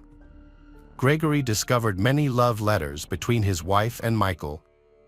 The marriage relationship was getting worse, yet Gregory remained hopeful that it could be salvaged. Understanding his wife's weakness, he made an effort to support and rescue her from her difficulties, hoping to mend their relationship. This time Kristen did not want to be saved. She asked for a divorce on Monday morning, November 6, 2000. Kristen was getting ready for work as usual. Gregory was sick and at home. Kristen was very tired worrying about her husband. In the days after their breakup talk, he was indifferent and unusually calm. Kristen informed Gregory's workplace that he was sick, and then she also visited her husband during her lunch break. Gregory fell asleep at 9:22 p.m. That same day, Kristen called the emergency services to report that her husband Gregory was not breathing. He had most likely committed suicide as he was home alone. Kristen was crying on the phone and she lost her temper, so she did not listen to the dispatcher's instructions about performing an autopsy and performing first aid on her husband. Police and paramedics arrived at the scene at 10:19 p.m. Gregory was pronounced dead. He was lying on the bedroom floor with his torso exposed, surrounded by scattered rose petals. An examination of the room revealed evidence suggesting that Gregory taking a fatal amount of multiple prescription medications. Empty painkiller bottles were scattered around the room, and torn wedding photos were found on his bed. When questioned, Kristen said she told Gregory she wanted to separate the night before, just over a year after their wedding. She felt regret about the marriage, thinking they rushed into it too quickly. Kristen also found Gregory too controlling and she wanted more space. Gregory's death was initially ruled a suicide, caused by a powerful sedative. Kristen signed the cremation papers, but Gregory's family and friends were skeptical. They had noticed no changes in his personality or mood, and they believed he would never use those fatal drugs. The family's doubts led them to try to stop the cremation and request an autopsy. Their persistence eventually led investigators to consider the possibility that Gregory's death was not a suicide, but a murder. An investigation into Gregory's death revealed the fentanyl, a painkiller 150 times more potent than morphine, along with smaller amounts of other substances including clonazepam and trace. Initially, the cause of death was suspected to be an overdose of oxycodone, often referred to as heroin, but further investigation pointed to fentanyl as the lethal dose. A substance can provide pain relief and produce a feeling of euphoria. However, it can also slow down breathing and be fatal if not treated in time. Because of the strong effects of clonazepam and other substances found in Gregory's body, investigators speculate that someone else intentionally gave him a fatal dose of fentanyl. Kristen became the prime suspect due to her extensive knowledge and access to powerful prescription medications like fentanyl. During questioning, Kristen's disheveled appearance and history of substance abuse raised suspicions about her potential involvement in Gregory's death. Her own testimony revealed inconsistencies on the day her husband died. Initially, Kristen told medical staff that he was not taking any medications, but later changed her statement to suggest that he may have taken oxycodone at the hospital. The change in her story, combined with her knowledge and access to powerful prescription drugs, supported the argument that Kristen was involved in her husband's death. On November 8, the police received a call from Russ Lowe, a coworker of Kristen's. Russ revealed that Kristen was having an affair with her boss. Further investigation uncovered evidence of Kristen's relationship with her boss, Michael. This evidence consisted of affectionate emails and computer documents. Notably, the documents also revealed Michael's knowledge of phenyl, a substance that later became significant in the murder case. Kristen and Michael's relationship became a key aspect of the investigation. It is suspected that Gregory became a threat to Michael and Kristen because he knew that Kristen had access to the laboratory and that she had secretly used narcotics. Michael covered for Kristen, supporting her actions. During the investigation, Michael admitted to being aware of Kristen's drug addiction at the time. Although no charges were filed against Michael and Kristen, but they were both fired for violating several rules. Kristen's troubles started in January, when police searched her home for evidence of drug use. Initially, she was arrested but later released on bail. A new proof shed light on the investigation: Kristen's diary, uncovered during the initial examination. Kristen didn't write the diary for personal reflection, but rather as a way to present herself to others and maintain her innocence, while making her husband Gregory's death look like a perfect suicide. Notably, on the day of his death, Kristen bought a rose to pair with lingerie that suggested infidelity. A medical examination of Gregory's body revealed that he had been unconscious for at least 6 hours before his death. The estimated time of death was likely about an hour to an hour and a half before it was officially confirmed. Furthermore, bruises were found around the needle marks on his arm. During the investigation, a short supply of the lethal substance was discovered at Kristen's workplace, along with other narcotic substances. A suspicious vial of phenyl was also found, leading police to suspect that Kristen had poisoned Gregory without his knowledge. Kristen was arrested on June 25, 2001, and charged with first-degree murder. After spending 6 months in custody, she was released on bail. The prosecution's main argument in her first trial centered around the motive for the murder. They claimed that Kristen killed Gregory to protect her reputation because he threatened to expose her drug addiction and her affair with Michael. The prosecution alleged that Kristen used a powerful synthetic opioid called fentanyl to poison Gregory. Fentanyl is 80 times more potent than morphine. It was suggested that Kristen initially attempted to kill Gregory with a different substance, clonazepam, but when this failed, she used fentanyl. To make it seem like Gregory had taken his own life, Kristen staged the scene by ripping out pages from her diary and placing personal items, including rose petals and a wedding photograph, around his body. As a biochemistry graduate, Kristen leveraged her knowledge of chemistry and drugs to orchestrate Gregory's death. The prosecution also claimed that Kristen deliberately withheld information about the fentanyl from her colleagues in the medical examiner's office, aiming to mislead them into believing Gregory's death was self-inflicted before his autopsy. The developments of what happened that day are reproduced as follows. On the morning of November 6, she contacted Gregory's workplace to report his absence, then headed to her workplace. Her colleagues stated that around 9 a.m., she began her workday. However, they recalled finding her crying in their Michael's office about an hour later. The manager of the apartment building where Kristen and Gregory were staying witnessed Kristen returning home at 12:10 p.m. Shortly after, at 12:41 p.m., Kristen went to a nearby grocery store and bought various items. Among these purchases was a credit card statement. This confirmed her emergence at the store several hours before Gregory's death. Additionally, Kristen made multiple phone calls to Michael.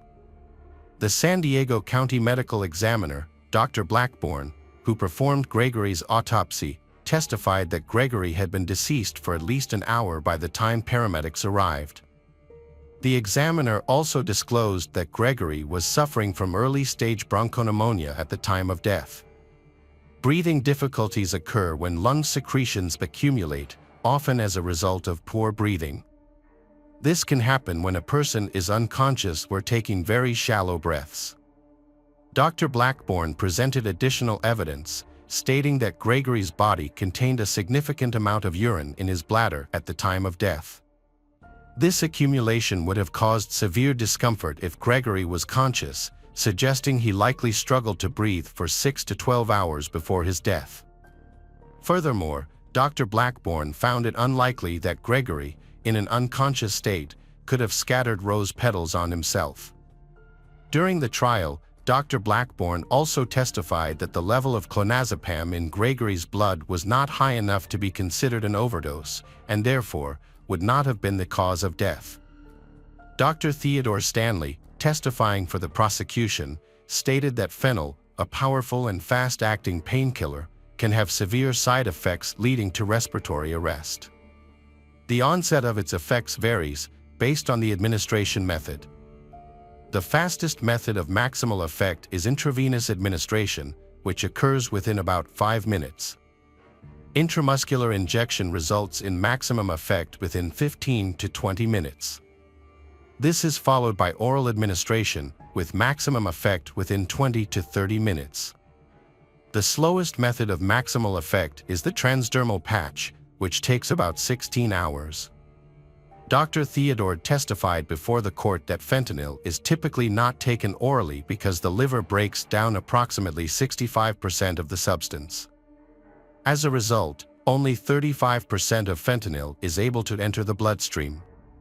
However, when questioned about how fentanyl was detected in Gregory's body, neither Dr. Blackburn nor Dr. Theodore was able to provide a clear explanation. Dr. Theodore found that the amounts of fentanyl in Gregory's body, combined with the fact that Gregory had been unconscious and breathing shallowly for hours before his death, suggested that the fentanyl may have been given to Gregory by someone else. During the trial, the prosecution had difficulty explaining to the jury exactly how Kristen poisoned her husband. However, there was evidence that she may have applied a fentanyl patch to Gregory's arm while he was sleeping. Kristen's former workplace provided a crucial piece of evidence, as 15 fentanyl patches were discovered missing from the lab. While Kristen maintained her innocence, her defense team accepted that fentanyl was the cause of Gregory's death, but they suggested an alternative explanation. According to the defense, Gregory intentionally gave himself a fatal dose due to feelings of desperation about family problems. In court, Kristen recounted her of events on the morning of November 6th. She recalled waking up to find Gregory in a state of distress. Gregory called his employer at 7:42 a.m. to report his illness and informed them that he would not be going to work. Kristen claimed she left for work, but returned to their apartment during her lunch break to check on Gregory. When she asked him why he was so upset, Gregory replied that he was feeling unwell due to taking oxycodone and clonazepam and planned to stay home and rest. Kristen returned to work after that and came home around 8 p.m. Upon arrival, she found Gregory in bed and assumed he was asleep. She went to take a shower, and when came out, she tried to wake him, but when she touched him she felt cold. Kristen then immediately called emergency services. During questioning, the prosecutor questioned the validity of Kristen's explanation. She admitted to lying in the past and lying about her drug use, which made her testimony seem suspect. Autopsy and toxicology results showed that Gregory had been unconscious for approximately 6 to 8 hours before his death, contradicting Kristen's initial claim that they had lunch together that day. The defense argued that the concentration of clonazepam in Gregory's blood was not fatal on its own. However, they acknowledged that the combined effects of oxycodone, an opiate, and clonazepam, a benzodiazepine, could be more potent than the effects of either substance alone. They suggested that Gregory may have accidentally taken the drugs, but they could not explain why the high concentration of fentanyl was found in his body, which remains unexplained.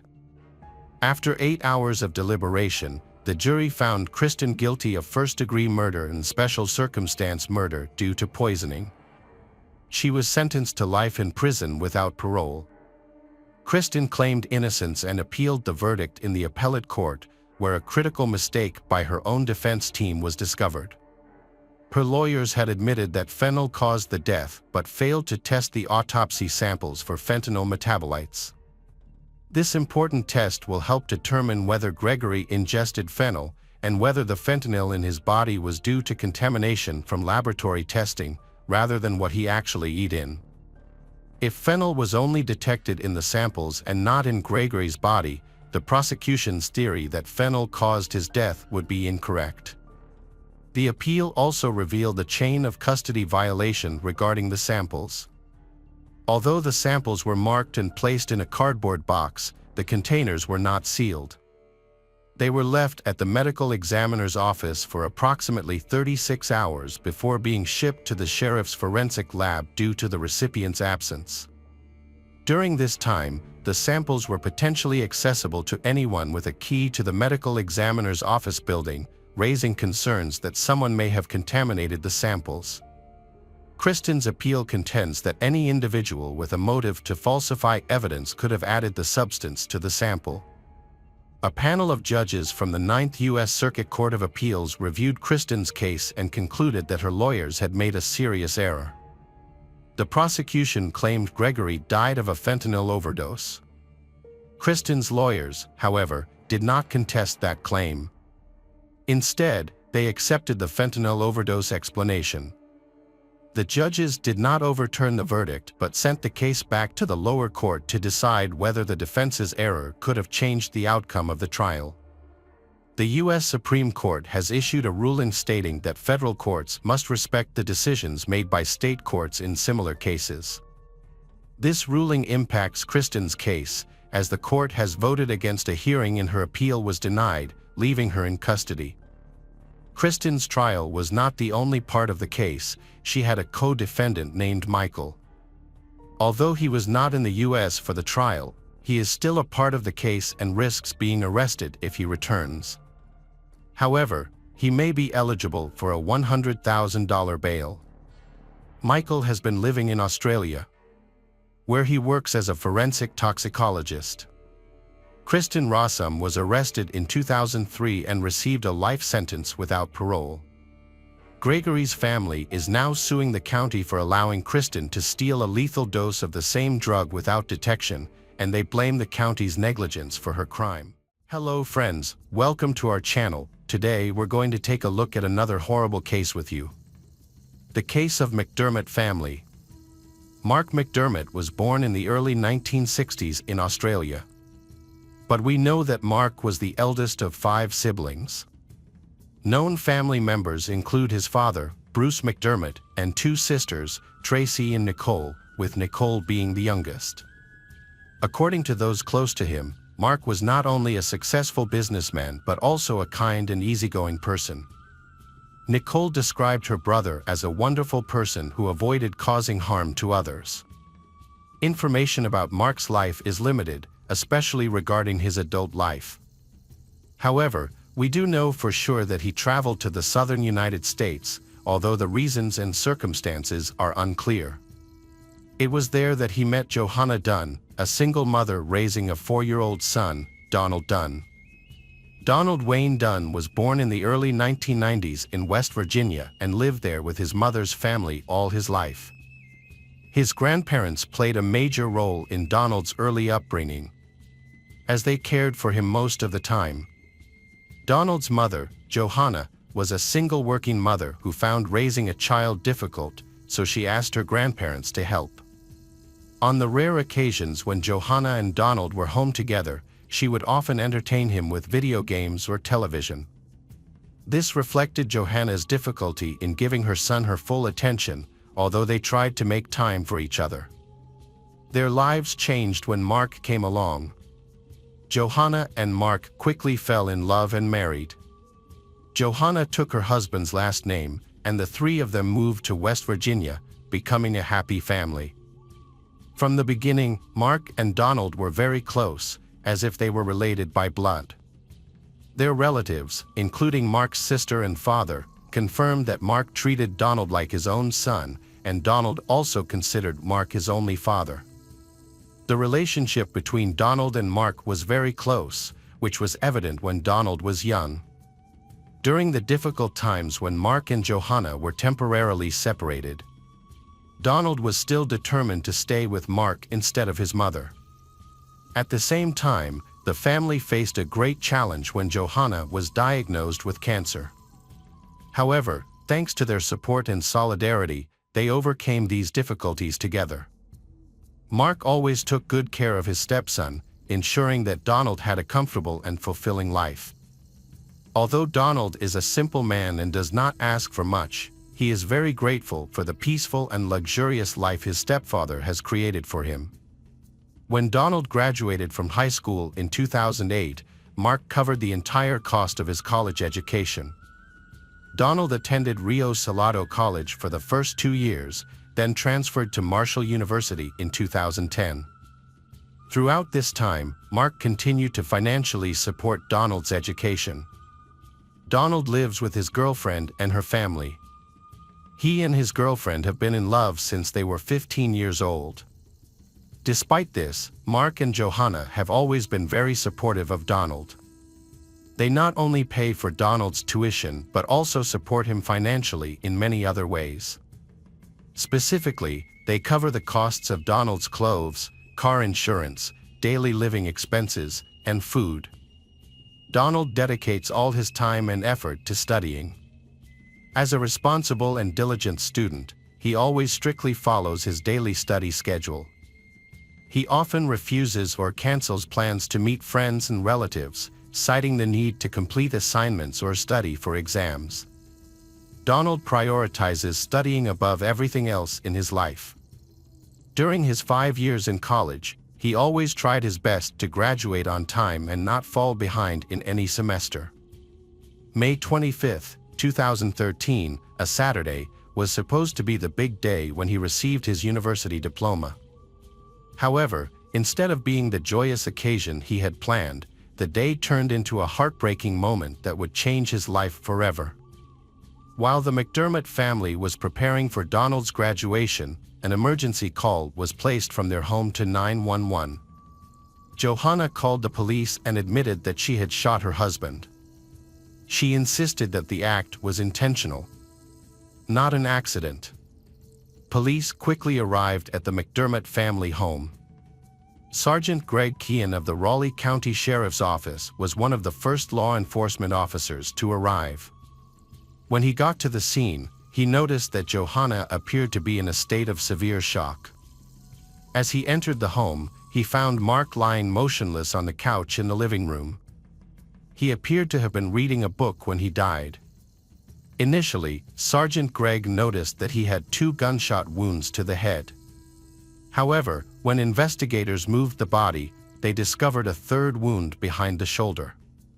The medical examiner at the scene confirmed that the cause of death was head injuries, but it was possible that Mark did not die immediately after being shot. There was a lot of blood at the crime scene, suggesting that Mark had been losing blood over time before his death. According to initial reports, Donald was taking a shower to prepare for his important day. The sound of the running water from the shower drowned out the gunshots. So Donald did not hear Johanna shoot her stepfather. It was only when Donald emerged from the shower that he discovered Mark's body in the living room. On the dining room table was a pistol and a letter, presumably written by Johanna to Donald's son. In the letter, Johanna expressed her grief and explained that her marriage had become unbearable. She could no longer live with a man she did not love anymore. Johanna also apologized for leaving Donald's life when he was still a minor. At that time, Johanna and Donald were taken to the Raleigh County Sheriff's Office in a private car, where a police officer took their statements. Since Johanna was the one who called the police, the incident was initially treated as a serious case of domestic violence. In the call to the dispatcher, Johanna stated that after an argument with Mark, she had shot him in the head with a pistol in a fit of rage without realizing what she was doing. However, she later changed her story, denying what she had said before. This caught the police by surprise and forced them to adjust the entire investigation. After getting into the police car, Johanna suddenly revealed the truth that it was not her, but her son Donald who killed Mark. However, this was just the tip of the iceberg. The story was actually much more complicated than what the investigators initially thought. Johanna entered the interrogation room and met with Captain James Barr from the Raleigh County Sheriff's Office. She detailed the events that had occurred on May 25, 2013. According to Johanna, her son was scheduled to attend his graduation that morning. Before that, she had gone out to run some errands and buy groceries. Johanna had just arrived home and was about to get out of the car when Donald approached her. He asked his mother to close her eyes and follow him into the house, saying that there was a surprise. Trusting her son, Johanna complied and walked into the dining room. Donald told his mother to sit down. Suddenly, Johanna heard a distinct clicking sound. When she opened her eyes to look at her son, she was horrified to see Donald pointing his own pistol at her. The gun failed to fire, and Johanna panicked, trying to wrestle it from her son. She tried to calm down, think clearly, and make a plan to save herself from becoming Donald's victim. Seeing Mark's body, she quickly told her son that she would call 911 and take the blame for him. Although Donald was initially skeptical, he eventually agreed to his mother's plan. During her interrogation, Johanna explained why she called 911 and incriminated herself. She did so to protect herself from Donald, even though she knew she would go to jail. She believed that if she did not, Donald would kill her. Johanna expressed shock that her son would point the gun at her head and pull the trigger, something she never thought would happen in her 23 years of being a mother. The gun belonged to her. She explained that the reason the gun did not fire was probably because Donald had pulled the trigger of the semi-automatic gun too far, preventing it from firing normally. Captain James thought Johanna's story was very plausible. From the moment he met Donald, he felt something was wrong. He noticed that Donald, a 23-year-old young man, was too calm for this serious situation. His face always remained neutral, showing no emotion. Therefore, he decided to put him in a separate interrogation room, away from his mother. From the beginning of the interrogation, Donald denied any involvement in his stepfather's death. However, after being informed of Johanna's testimony, his denial quickly collapsed. James did not need to use any threats or pressure to force Donald to confess. Instead, he voluntarily recounted the whole incident, revealing every detail of the case. The story Donald told was almost unbelievable. This story begins after Donald completed his first year of college. It was clear that his academic performance was not good, and due to his low grades, he decided to drop out of school. Donald shared that at first, his courses were easy and he could get good grades just by showing up to class on time. As the semester progressed, he encountered more and more difficulties in his studies. He felt that he was not capable of continuing. Instead of admitting the truth, he decided to lie to Mark and Johanna. Not only were his close friends deceived, but his girlfriend and her family were also unaware of his true situation. According to Rachel Rush, Donald's girlfriend's sister, he created a false impression that he was studying. Donald maintained a student-like schedule, leaving and returning home at fixed times. He spent most of the day in his room and asked not to be disturbed, citing the need to focus on homework or studying for exams. To create a more convincing appearance, Donald even falsified his transcripts. This was a deliberate deception that lasted for 4.5 years. No one in Donald's life realized that he was lying to them. Donald's family trusted him completely during the time he pretended to be a student. Johanna and Mark had no idea that their son had abused the financial and emotional support they had given him all this time. Donald admitted that he had no intention of deceiving his family at first, but as time went on, it became more and more difficult to confess the truth. The main reason he could not tell the truth was because he was afraid that Mark and Johanna would stop paying for all his expenses. Although he appeared to not care much about material things like cars or expensive clothes, he did not want to give up his current lifestyle. He was well aware that he would lose a lot if his parents found out the truth. For a long time, Donald had been meticulously planning to escape all trouble. From the beginning, he had planned to kill his parents to avoid suspicion. Donald planned to leave a note similar to the one found on the dining table along with the pistol. He believed that when the police read the note, they would conclude that this was the crime of an unhappy woman who saw no other way but to kill herself. Donald told Captain James that on May 25th, he had secretly taken Johanna's pistol and kept it with him all day, pretending to be preparing for his graduation ceremony. Before carrying out the rest of his plan, he decided to go to the supermarket to have his image recorded by the surveillance cameras, in order to use this evidence to prove his innocence. Before the murder, Donald had begun to show an interest in shooting practice. Although his best friend Alex Willis found this strange, Alex did not suspect anything as he did not think Donald would want to use a gun to attack someone. Donald's considerations and conclusions left everyone who heard them afterwards confused. James shared that this young man admitted that he had even planned the emotions he would express on his face when the police arrived at the scene. He also thought about how he would support himself after losing the steady income provided by Mark, and decided to take advantage of the sympathy of his loved ones as long as he could. While his family supported him, he decided to take up sports to improve his health and fitness. If he had no other choice, he would consider joining the police force or the army.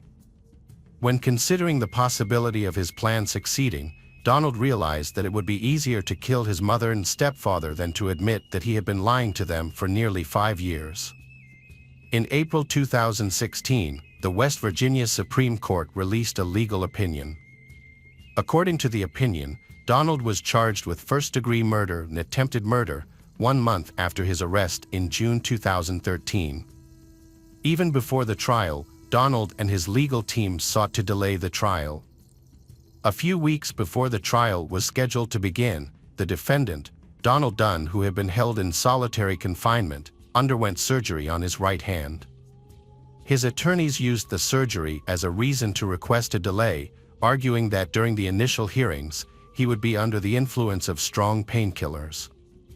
To decide this issue, the court first requested his medical records. However, this request was denied on the grounds that, at the preliminary hearing, there was no evidence that Donald was partially incapacitated due to the use of painkillers. Therefore, the court determined that he was competent to attend trial and approved the continuation of the scheduled trial. The trial took place in August 2014, over a year after Mark's death.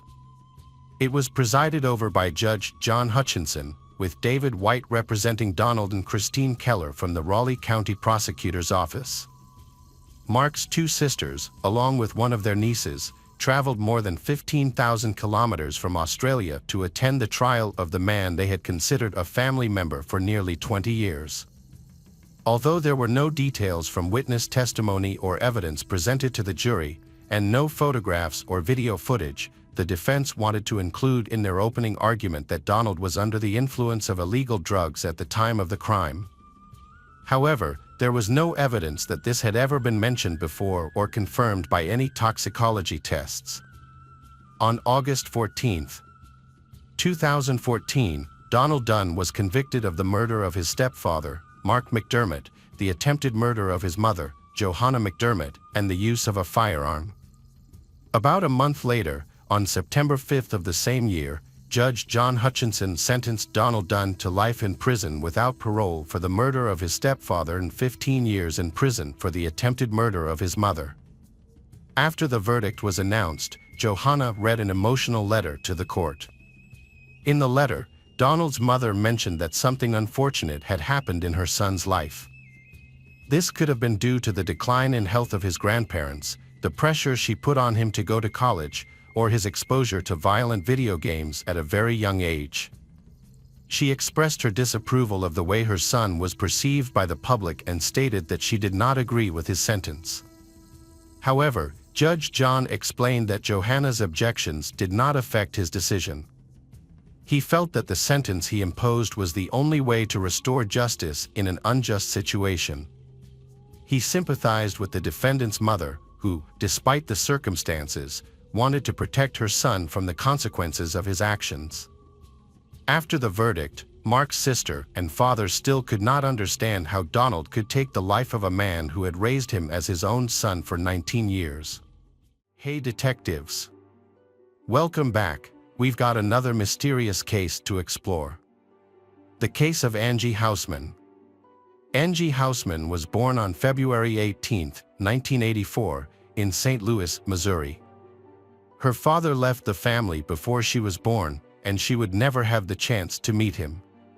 However, her mother married a man named Ronald when she was 1 year old, and in the addition of a younger brother to the family.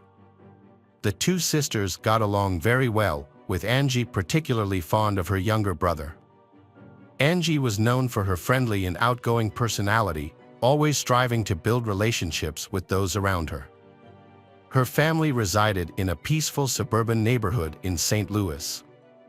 In 1993, at the age of 9, Angie attended the 4th grade at a local elementary school, about a mile away from her home. Her daily go-to-school involved taking a bus from a nearby stop, which her parents considered relatively safe due to its proximity to their house. Typically, Angie and her neighborhood friends walked together from the school to the bus stop after class. There were many parents watching from their windows to ensure their safety. This has become a habit in their neighborhood, intended to provide peace of mind that children will return home safely. On November 18th, Angie followed her usual routine, attending school and finishing at 3 p.m. She took the school bus home with a few neighborhood kids. At that point, the other kids continued to their homes. Angie walked alone the short remaining distance home, because her house was farther away. However, Angie didn't arrive home, and as the minutes passed, her parents started to worry. They knew Angie often chatted with friends on her way home, but it has never taken this long. Concerned, Angie's mom and stepdad decided to walk along her route from the house to the bus stop to see if they could find her. While walking, they met other kids from Angie's school. They confirmed she had gotten off the bus with them and headed in the direction of her home. The parents also spoke with neighbors who usually kept an eye on the kids, but were preoccupied on that particular day and hadn't seen anything.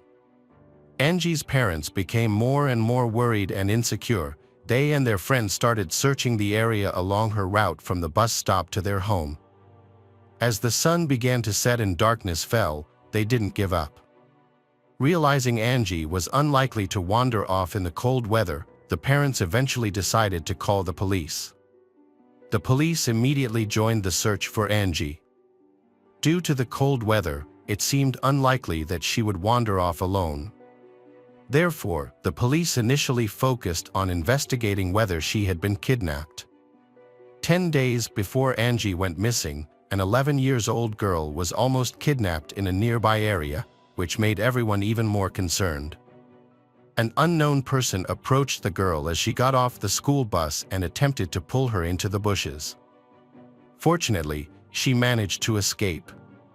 However, since the assailant was still at large, the police believed he might be linked to Angie's disappearance. To investigate, officers deployed K-9 units, which detected Angie's scent near the bus stop. The dogs tracked the scent about halfway to her house, but lost it suddenly, suggesting that Angie might have gotten into a vehicle at that location, which further supported the possibility of an abduction. The police expanded their search for Angie by deploying helicopters with thermal sensors and scouring the banks of a nearby stream, but they failed to locate either the girl or her belongings. The first day, the search turned up no results. As the investigation unfolded, the police released information about Angie's disappearance to the media, which quickly spread throughout the city. The police department receiving over 300 calls within 24 hours. To manage the influx of leads, more than 20 additional officers were assigned to the case. However, none of these clues were helpful in finding Angie. The detectives pursued every lead, with a strong focus on Angie's stepfather from the beginning. Despite this, he insisted he was innocent and willingly cooperated with the investigation, even agreeing to take a lie detector test in an effort to clear his name and help the police focus on finding Angie. During the investigation into Angie's biological father, a new piece of information came to light. Although he had never been in direct contact with his daughter, but the biological father had allegedly driven past her house multiple times to watch her play outside, according to Angie's mother. While detectives found this behavior suspicious, the biological father had a solid alibi that checked out. By the third day, the FBI joined the investigation, and the police department allocated even more officers to the case. It was clear to everyone that something serious had happened to Angie, as she could barely survive on the streets in such harsh weather conditions. A break in the case came when a witness in Angie's neighborhood reported seeing a suspicious man driving a blue sedan. The description matched a person who had attempted to abduct a girl just 10 days earlier. Based on this, investigators created a composite sketch, which was featured in the media and appearing on thousands of distributed flyers. Unfortunately, the identity of the suspect remained a mystery. As Angie's disappearance gained national attention through television, the number of leads increased. Police carefully evaluated each one but found no connections to the case. However, as the case drew more public attention, psychics started contacting Angie's family, claiming to have had visions of the missing girl. One psychic even named a specific location, a large national park 25 miles from Angie's home, where they believed she was being held. However, detectives chose not to pursue this information. To encourage tips, a $10,000 reward was offered for any information about Angie's location, resulting in an influx of tips. During the investigation, detectives discovered a disturbing detail. A few days before she disappeared, Angie mentioned to her teacher that she would be going on a nature trip with her uncle. However, this statement raised red flags, as Angie did not actually have an uncle, and her parents were unaware of what she meant by this claim. Detectives considered the possibility that Angie might have known the person who took her, referring to them as her uncle in conversation. Despite their efforts, investigators failed to uncover any information about this mysterious individual in the days that followed. The case seemed to be at a standstill until 9 days after Angie's disappearance, on November 27th. A young girl's body was discovered near a tree, severely mistreated. She had no clothing on and was bound with handcuffs. Her head was completely covered in tape, except for a small exposed area around her nose. A nearby bag contained personal items, including notebooks with her name, that confirmed the body was that of Angie. Autopsies by medical examiners revealed more disturbing details about Angie's death. A piece of underwear was found stuffed in her mouth after the tape on her head was removed. The investigation determined that she had died just hours before her discovery and had likely been held captive for 9 days before succumbing. Furthermore, experts concluded that Angie suffered numerous physical injuries and endured a sexual assault. A thorough examination of the crime scene by forensic experts led to the discovery of a fingerprint on the tape used to cover Angie's head. The police tried to find matching information in the database and between several suspects, but didn't bring any clues. Following the discovery of the body, the police increased their efforts in the investigation. As news of the tragic incident spread, local residents became fearful, increasing their vigilance. To protect their children, they started escorting them to and from school, meeting them at bus stops, and keeping a close watch over them at all times. On December 1st, a 10-year-old girl named Casey Dissa went missing in a nearby town, just 10 miles from Angie's house. Casey had received permission from her mother to visit friends who lived a short distance away. But she never made it to their home. The police were unsuccessful in locating her, fueling the detectives' fear that they might be dealing with a serial killer. Initially, detectives did not rule out the possibility that the same person was responsible for both Angie's and Casey's disappearances. However, they lacked evidence to support this theory. 10 days later, Casey's body was found in St. Louis, wrapped in bedding in a curtain. The cause of death was determined to be severe head trauma from multiple blows. Despite the investigation, detectives were unable to uncover any leads pointing to the killer. Furthermore, the distinct nature of the two crimes led them to reconsider their initial theory. As a result, they began to consider the possibility of two separate murderers in the same month.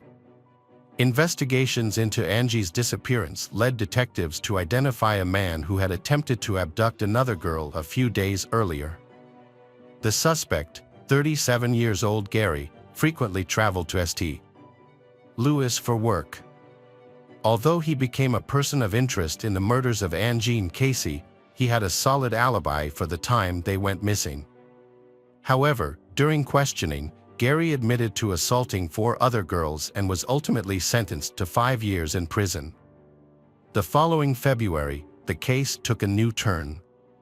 Near where Casey's body was found, investigators found tire tracks that were associated with a pickup truck from a well-known rental car company known for its distinctive logo.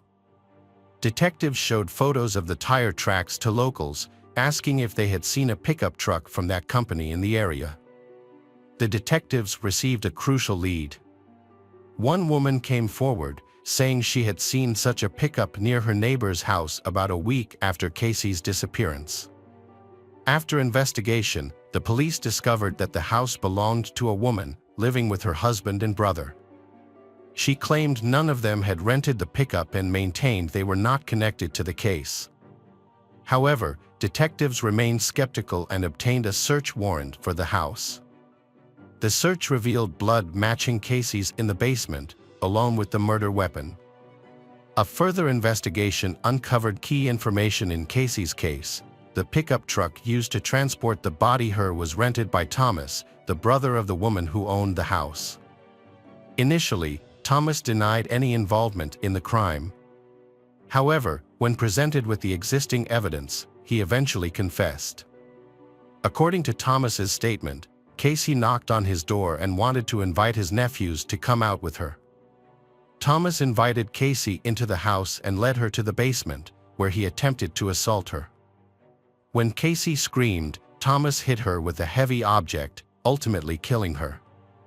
He then covered her body with bed sheets. Despite committing the crime, Thomas went to work as usual. Upon returning home, Thomas' sister told him that she had discovered the body in the basement, but she didn't want to know what had happened and asked that it be disposed of quickly. Casey's body remained in the basement for a week because outside, the search was still going on for her. Thomas was too afraid to move Casey's body until the investigation died down. Once the situation became less intense, Thomas rented a pickup truck, transported Casey's body to St. Louis, and abandoned it there.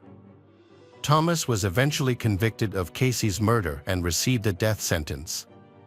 However, he died in prison several years later due to illnesses before the sentence could be carried out. During the investigation, Thomas denied any connection to Angie's case, leading detectives to believe that the two cases were not connected. The investigation into Angie's murder stagnated for many months, with the number of leads dwindling over time.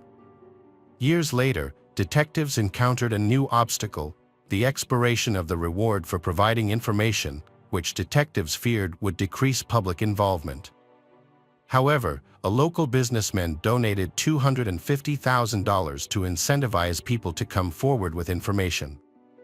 This bonus was one of the biggest at the time, generated a large number of tips, but disappointingly, the case remains unsolved.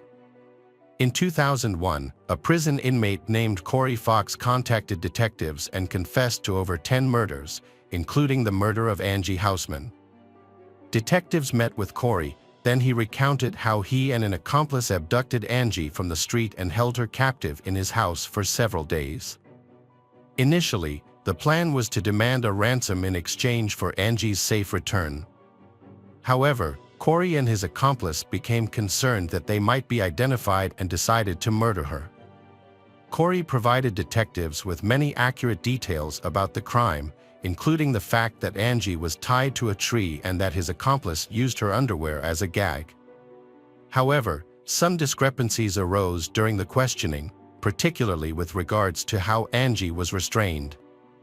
Corey claimed that they used plastic handcuffs, but evidence showed that perpetrator actually used iron handcuffs. Furthermore, investigators discovered that Corey could not have committed some of the murders he confessed to. As a result, police concluded that he likely fabricated parts of his confession, possibly drawing information from media of Angie's case. In the summer of 2002, when a 6-year-old girl was abducted from her home and murdered in a different St. Louis neighborhood. Authorities initially considered whether the two crimes were connected, but this theory proved unfounded. The killer, a neighbor, was quickly caught and confessed during questioning. The investigation into Angie's case lay dormant for several years, until 2007, when detectives reopened the file. Upon reviewing the case documents, they stumbled upon a noteworthy detail. Shortly after Angie's body was discovered, police had found a man named Roger Martin sitting in a parked car nearby. When questioned about his emergence, Roger claimed he was in the area to go hunting. However, a search of his vehicle revealed no hunting equipment, raising suspicions about his true intentions. The new detective team decided to investigate Roger further, which revealed his prior convictions for crimes against children. Notably, one of his past victims was assaulted near the area where Angie's body was discovered. All of these crimes happened before Angie's death, but the police had failed to thoroughly look into Roger at the time. This meant that the new team had to start over from the beginning. The detectives brought Roger in for questioning, but he denied any involvement in Angie's murder. He claimed that he just happened to be near that location. The interrogation lasted 9 hours, but still yielded no new clues. The police compared Roger's fingerprints with the ones on the tape found on Angie's head, but the experts found that they did not match. As a result, Roger was released. Although the police continued to consider him a suspect, they lacked sufficient evidence to hold him. The case of Angie saw a breakthrough in 2018, when the St. Louis Police Department created a task force specifically to investigate this case.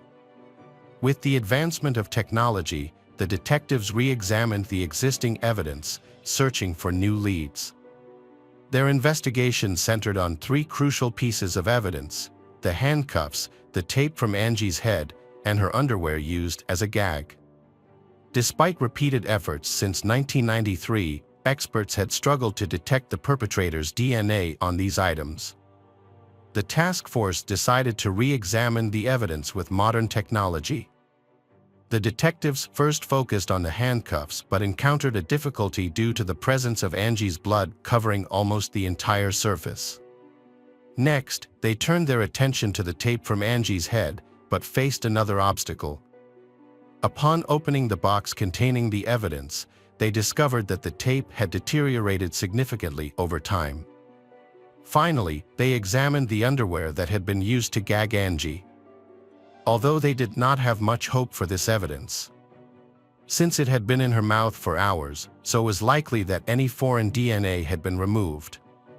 However, they still investigated it as a last resort. Using advanced technology, they carefully examined every inch of the underwear, leading to a breakthrough. A small sample of DNA was found, sufficient for analysis. The experts confirmed the DNA belonged to a male and immediately uploaded it to the FBI database. Although it is common for DNA searches to yield no matches, requiring additional investigation, the detectives were fortunate in this case. As soon as the DNA sample was uploaded, they received a full match. The DNA belonged to 58-year-old Earl Cox, who had been incarcerated since 2003. In the investigation into Angie's case, Earl Cox initially had not been on the police's radar, but his criminal record was substantial. His history of crime dated back to 1982, when he was serving in the military in Germany and working as a part-time babysitter for girls reported being sexually assaulted by Earl, resulting in an 8-year prison sentence in the United States. He was subsequently discharged from the Army after serving only 3 years. Earl was released from prison early and moved to St. Louis. However, 4 years later, he found himself in trouble with the law again. In this instance, he was arrested after 2 7-year-old girls accused him of sexually assaulting them. Although the charges were eventually dropped due to a lack of evidence, the arrest itself was a parole violation. As a result, Earl received an additional year in prison. After serving this extra year, Earl was released in 1992 and settled in St. Louis, where his relatives lived. The following year, a tragic incident happened. Earl abducted and killed Angie. In 2002, Earl was arrested again for operating a secret online platform where individuals shared child abuse content. The FBI had been monitoring his activities and set a trap by having an undercover agent pose as a 14-year-old girl and make contact with him. Earl made explicit intentions to exploit the girl and sent money for her to meet him. However, when Earl showed up at the meeting place, he was met by armed FBI agents instead of the girl. This led to his arrest. A search of his computer revealed a massive collection of over 45,000 images of child abuse. Further investigation also revealed that Earl was the mastermind behind the platform, leading to the arrest of 60 more individuals associated with the site. This operation was one of the largest against pedophiles in the country. In 2003, Earl was sentenced to 10 years in prison. However, when his sentence ended, a judge used a legal loophole to keep Earl in detention, citing him as a serious threat to children. As a result, Earl remained in prison. In 2019, a DNA match linked Earl to Angie Housman's case. Detectives visited him in prison, but Earl denied involvement and requested a lawyer. Despite the strong DNA evidence, investigators took an alternative approach. They offered Earl's lawyer a deal. In exchange for Earl's confession, the prosecution would drop the death penalty and pursue a life sentence instead. Earl agreed, likely aware that he would lose the case in court. When detectives returned to the prison, Earl shared his account of incident. Although some details raised suspicions, his admission to the murder was the key point for investigators. Earl claimed that on November 18, 1993, he was driving through his family's neighborhood when his car broke down. And while he was trying to find out what was wrong with the car, a school bus pulled up and children disembarked. While the others went home, Angie remained outside, drawing Earl's attention.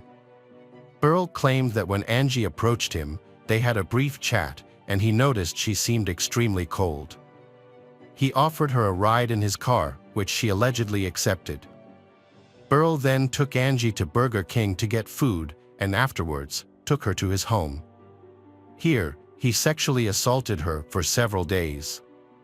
Eventually, Burl decided to dispose of Angie, drove her to a remote location, where her body was later found, and tied her to a tree. However, she was still alive at that time. Detectives had doubts about certain parts of Earl's story. They didn't think Angie would agree to go anywhere with a stranger, especially since she only had a short distance to walk home. Investigators have questioned Earl's story about the car breakdown, as he claimed the car stalled but started again as soon as Angie approached. It seems more likely that Earl saw Angie and decided to abduct her. A more probable scenario is that he lured her into the car by lying or threatening her. This is more credible than his confession. Detectives were to obtain the confession they needed for the murder. Earl Cox was sentenced to life in prison without parole by a judge in August 2020. Although justice had been served, it came too late for Angie's mother, who had passed away from cancer in 2016.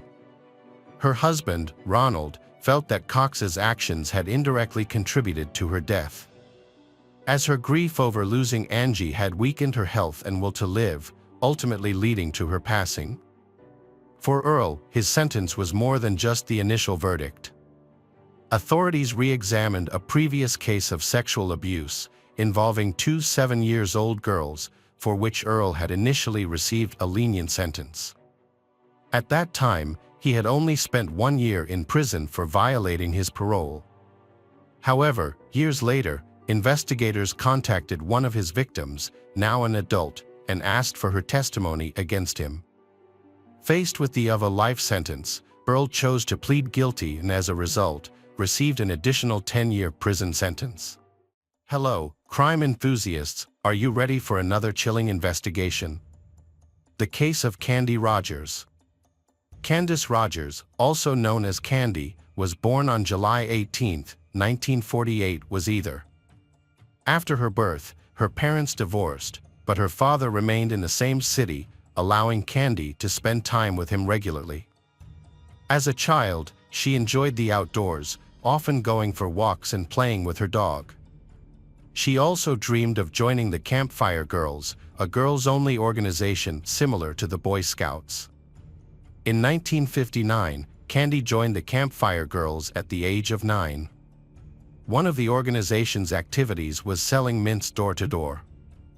On Friday, March 6th, she planned to sell mints after school. After returning home, having dinner, and playing with her dog. Then she took about 8 boxes of mints and headed out.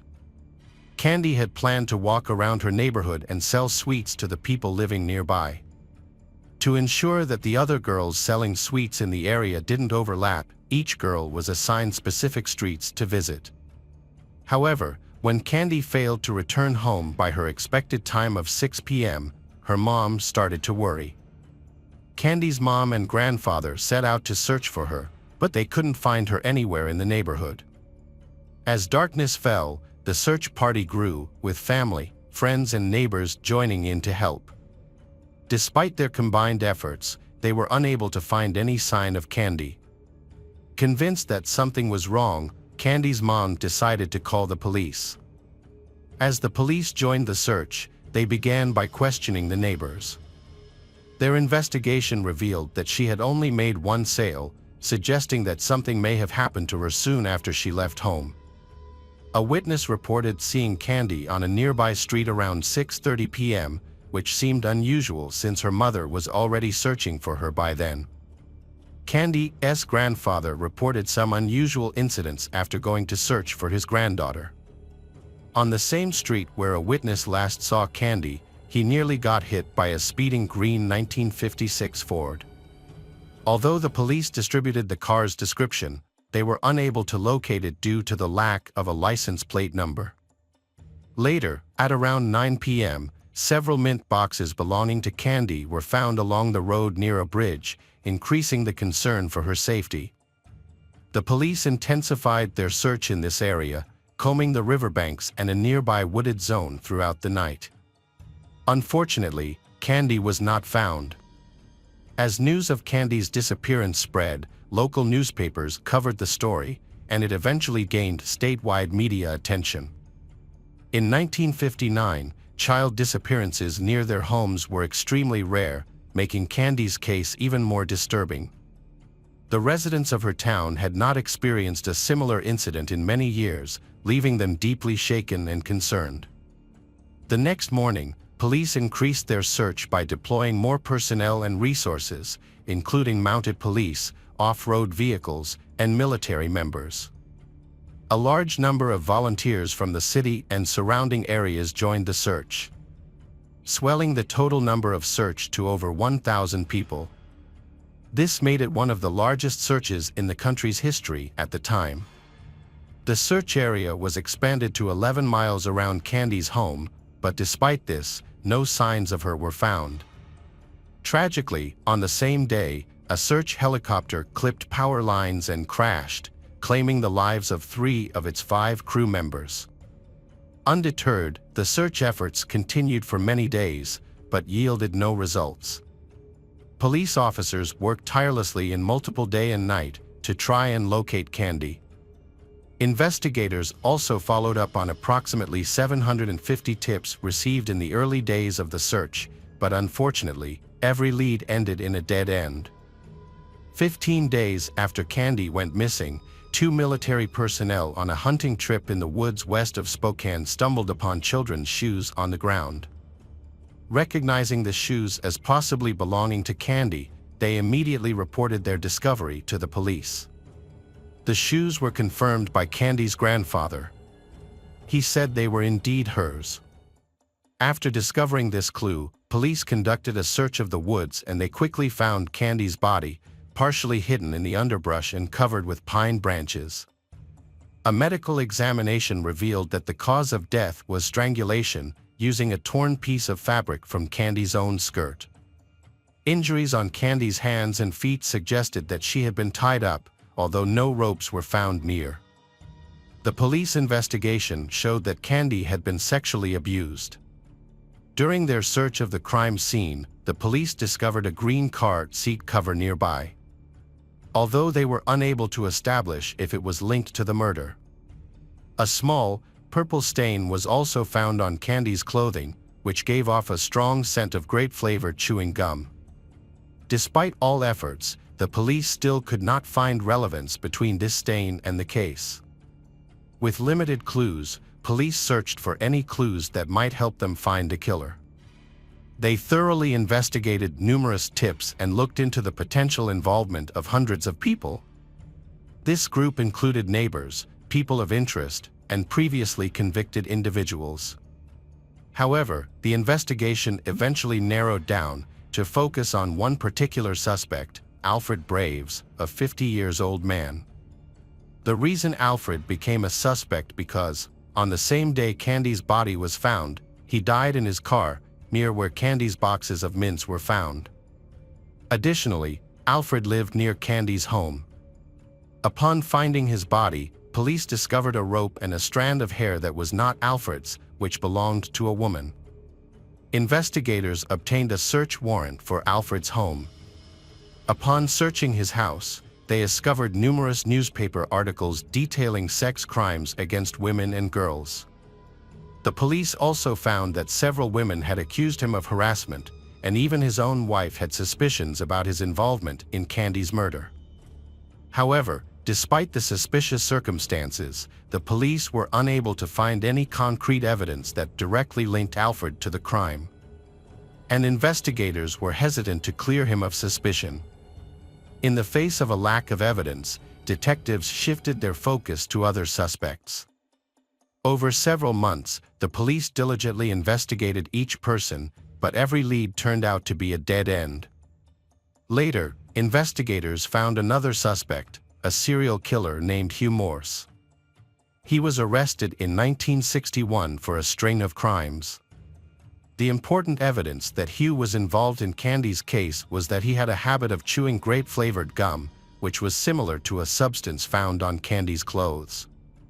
Furthermore, additionally, he had committed 2 murders in Spokane a few months after Candy's death, further increasing the suspicion of his involvement in the crime.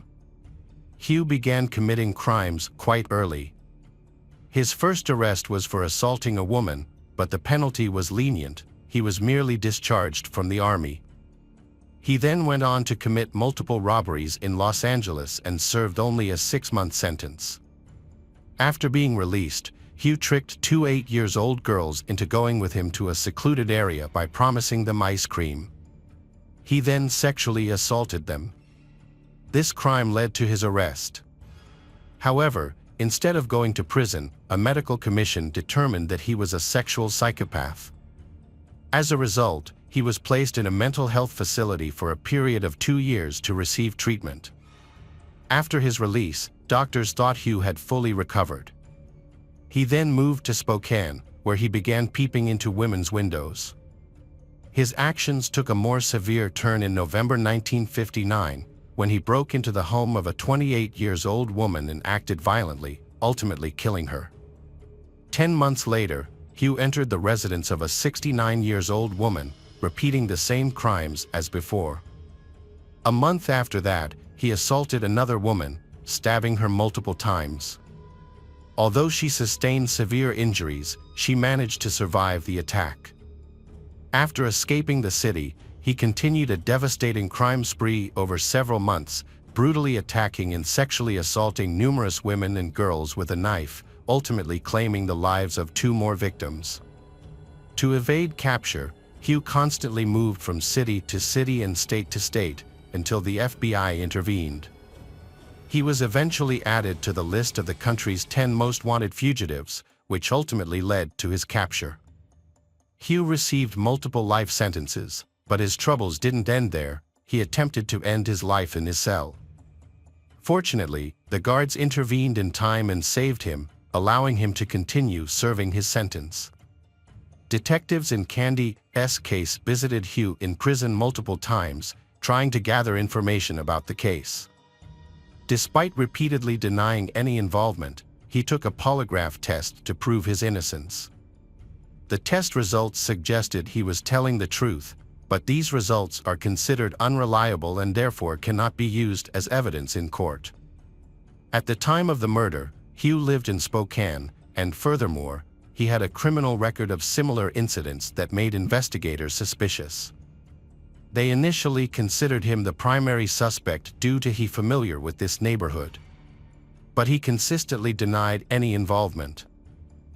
Although they suspected him, they did not have enough evidence to conclude his involvement in the crime. The police then shifted their attention to another suspect, 49-year-old Howard Barnett. He was arrested in February 1960 for allegedly molesting a minor girl. Shortly after his arrest, he ended his life right in his cell at the Spokane police station. Hugh wrote a cryptic message in his own blood on the wall before his death, stating, "He have a sin before the Lord." However, it wasn't until after he passed away that his wife became aware of his arrest. She then asked the police if they thought Hugh might have been involved in Candy's death. Despite several investigations, no concrete evidence was found to connect Hugh to the crime. The police continued to pursue new leads over the years, looking into other possible suspects. A woman came forward with information, stating that on the day of Candy's disappearance, she saw a green car following her. Police reopened the case multiple times but were unable to gather evidence linking the green car or any other. The case was reopened periodically over the years but always hit a dead end. The investigation into Candy's murder was complicated by numerous false confessions. 13 individuals came forward claiming to be the killer, but when questioned by the police, they couldn't provide any details that only the real killer would know. Instead, they simply repeated details they had read in the newspapers. The police department changed personnel a lot during the investigation. However, none were able to solve the case, allowing Candy's murder to remain one of the state's most notorious and baffling crimes. The crime had a profound impact on the local community, leading many parents to reevaluate their perception of safety and ultimately changing the way they supervised their children's outdoor activities. In the early 2000s, the case was reopened, and a new detective used modern technologies to help with the investigation. Fortunately, the police had collected and preserved crucial evidence in 1959, which allowed experts to take another look. By using modern DNA analysis, they were able to identify a male semen sample on the Candy's clothing. Further analysis of the DNA sample was done to create a profile, which was then entered into the FBI database, but yielded no matches. Investigators also compared the DNA to samples from multiple suspects, but none of them matched. For many years, people suspected Hugh Morse of committing the crime, but forensic evidence revealed no link between him and the murder. As a result, the investigation stalled once again. Although the police had a DNA sample from the perpetrator who sexually assaulted and killed Candy, identifying the individual continued to elude them. In 2021, authorities reopened the case, and a new detective chose to use genetic genealogy, a cutting-edge DNA analysis method, had already solved numerous cold cases. By applying this innovative approach, the detective hoped that the case will be solved. The detective reached out to several labs that specialized in the analysis he needed, but they all shared the same frustrating news.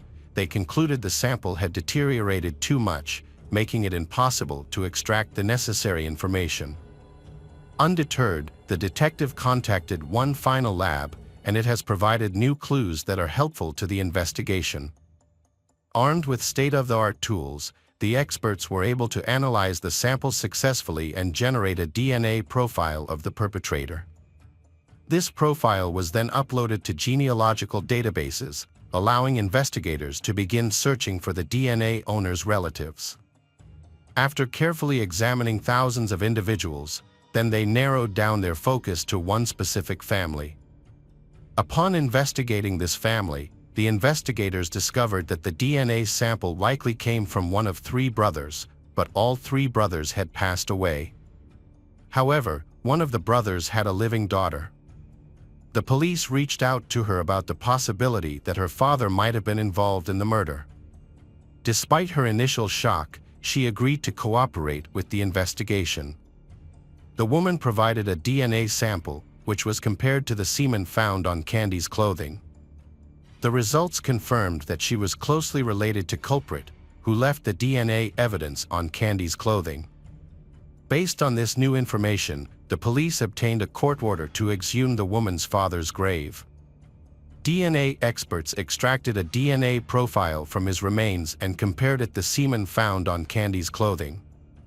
After a 62-year wait, the results revealed a definitive match between the DNA from the woman's father and the semen found on Candy's clothing. This confirmed that the perpetrator was a man named John Ryhoff. John Ryhoff was not initially identified as a suspect following Candy's murder. However, detectives later investigated his biography and found links to other crimes. At the time of the murder, John was 20 years old and lived within a mile of Candy's house. He was also stationed at an army base near where her body was discovered. 2 years after the murder, John committed another crime when he attacked a woman, binding and sexually assaulting her, then attempting to kill her. The woman managed to survive the attack. As a result of the assault, John was arrested and sentenced to 6 months in prison. He also received a dishonorable discharge from the army. Upon his release from prison, John started a family and has 4 children, 2 sons and 2 daughters. He kept a low profile and appeared to be living an ordinary life, working multiple jobs. One of these jobs was at a food packaging plant, where he suffered a severe chemical burn to his face and leaving a scar. John finally ended his life in June 1970, at the age of 31, leaving no note or explanation. The authorities determined that the victim, Candy, may have known her killer, John. Candy's friend, who was 10 years old at the time of the murder, was revealed to be the killer's sister. Years later, she recalled how she cried in her brother's, John's arms after learning about Candy's death. Unaware that he was the person responsible, Sadly, Candy's parents did not live to see their daughter's case solved. Candy's mother passed away in 2006, and her father died life in 1963, for years after Candy's murder, likely due to his inability to cope with his loss. After 62 years, the case was finally solved, marking one of the longest investigations in history. The investigation involved multiple detectives from different generations. At the press conference announcing the killer's identity, only one officer who worked on the case in 1959 was present. He expressed gratitude for having lived long enough to see the case resolved and to finally know the truth. The daughter of the killer, John Ry Hoff, initially struggled to accept that her father committed such a heinous crime. However, she eventually came to terms with the fact, describing her father as a monster who took an innocent girl's life. She has expressed regret that her father was not held accountable for his actions during his lifetime. Hi everyone, thanks for returning. Let's unravel another perplexing mystery. The case of Gabby Dlan. Gabby Dlan was born on December 26, 2007, in Scottsville, Kentucky, a small town with a population of just over 4,000. In Scottsville, most people know each other or know someone in every family. Like many small towns, here there are very few types of entertainment. Locals primarily focused on school sports, especially football. The local school had good fields for football, baseball, and tennis, where they frequently held games and competitions. Participating in these activities has become a tradition for locals, especially when their children participate. Gabby's family was typical. Her parents had 3 children, 2 sons and 1 daughter. The oldest son was a member of the school football team, while Gabby participated in cheerleading. In November 2015, when Gabby was 7 years old, their town was preparing for the biggest football game of the year. Their school team was about to compete against a team from another county. And everyone was excited for this contest. Although Gabby's older brother played on the team, but she liked playing with other children more than playing games. Gabby's parents originally intended to leave her at home with their youngest son, cared for by a relative. However, Gabby convinced them to let her join them. On the evening of November 14th, they went to the school field for a game. In addition to local people, many people from a neighboring county came to support their team. Once they arrived at the stadium, Gabby saw her friends and asked her mom if she could play with them. Her mom agreed but reminded her to stay on school grounds and stick with the other kids. After that, her mom went to the bleachers, while she ran off to meet her friends. Gabby ran back and forth to her mom a few times. After that, she ran away to play again. At one point, she visited her dad, who was in the announcement room, and asked him for some money to buy snacks at the concession stand, then she running off again. Minutes later, Gabby's friends approached her mom in the bleachers, looking worried. Her mom noticed Gabby was not with them and asked what was wrong. The girls explained they had decided to play hide and seek, and Gabby was to find them. They had hidden in the restroom, but time passed, and Gabby never found them. Thinking they had won, the girls left their hiding spot to find Gabby, but she was nowhere to be seen.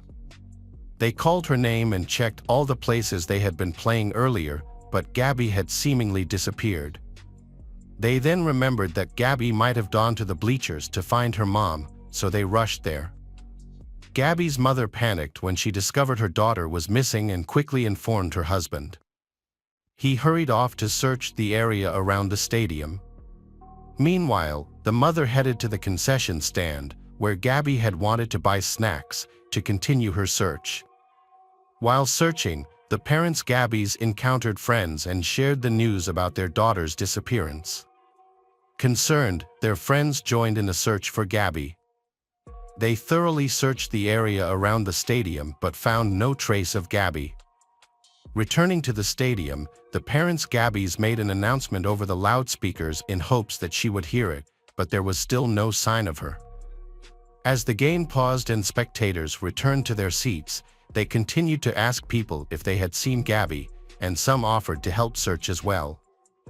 They went out again to search the area around the stadium and asked the staff to turn on flashlights around the baseball field, which led to a small forest. They walked through the forest but still couldn't find Gabby. By this time, about 20 minutes had passed since she disappeared, and the parents decided to call the police.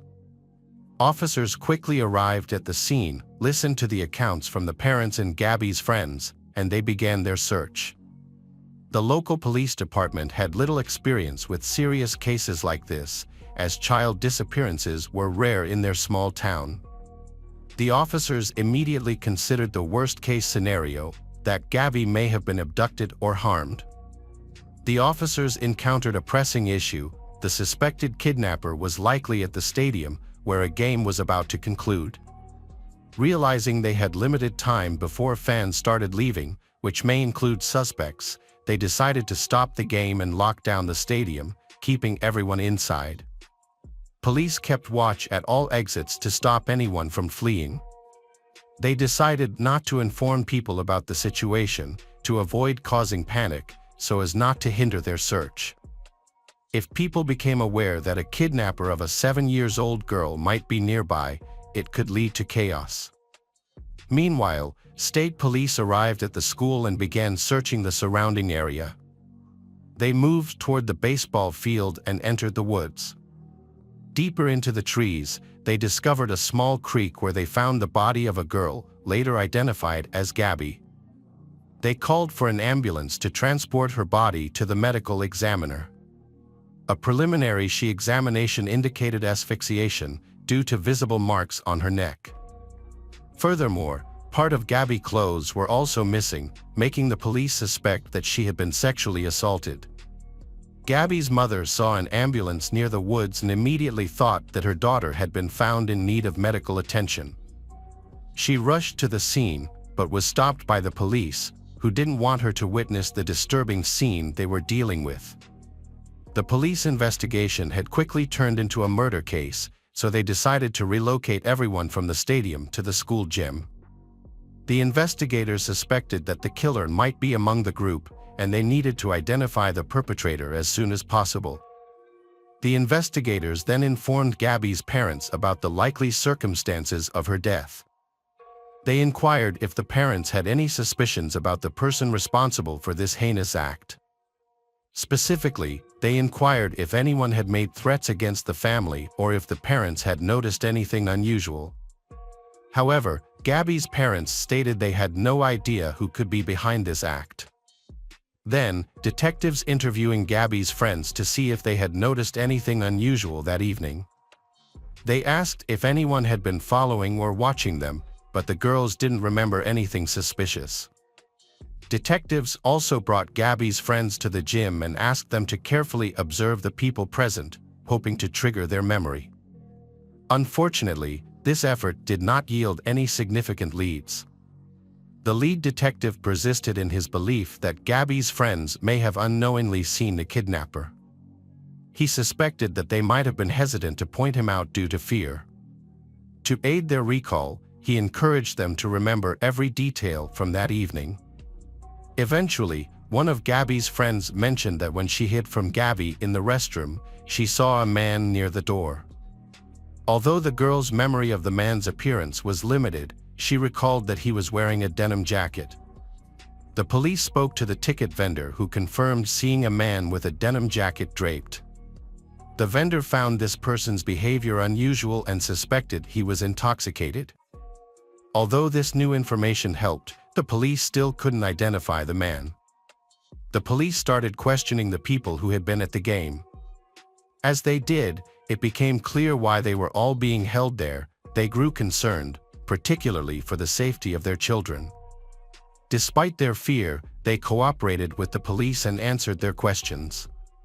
To further investigate, the police cross-referenced the names of men present in the gym against a sex offenders registry, but found no matches. They also checked on sex offenders who had lived near the school, verifying their whereabouts at the time of the incident, but all of them had alibis. None of them had been near the school at the time of the incident. Several witnesses reported that they saw a man named Timothy Madden, he acting strangely near the women's restroom during the game. As a local resident, many people were familiar with him, but they stated that his behavior that evening seemed suspicious. According to these witnesses, Madden was wearing a denim jacket, which matches the description provided by one of Gabby's friends who also saw a man near the restroom. A witness who was a distant relative of Timothy reported that during the game, Timothy seemed distracted. Despite his younger son playing on the field, Timothy, who normally showed great interest in his son's sports activities, wasn't paying attention.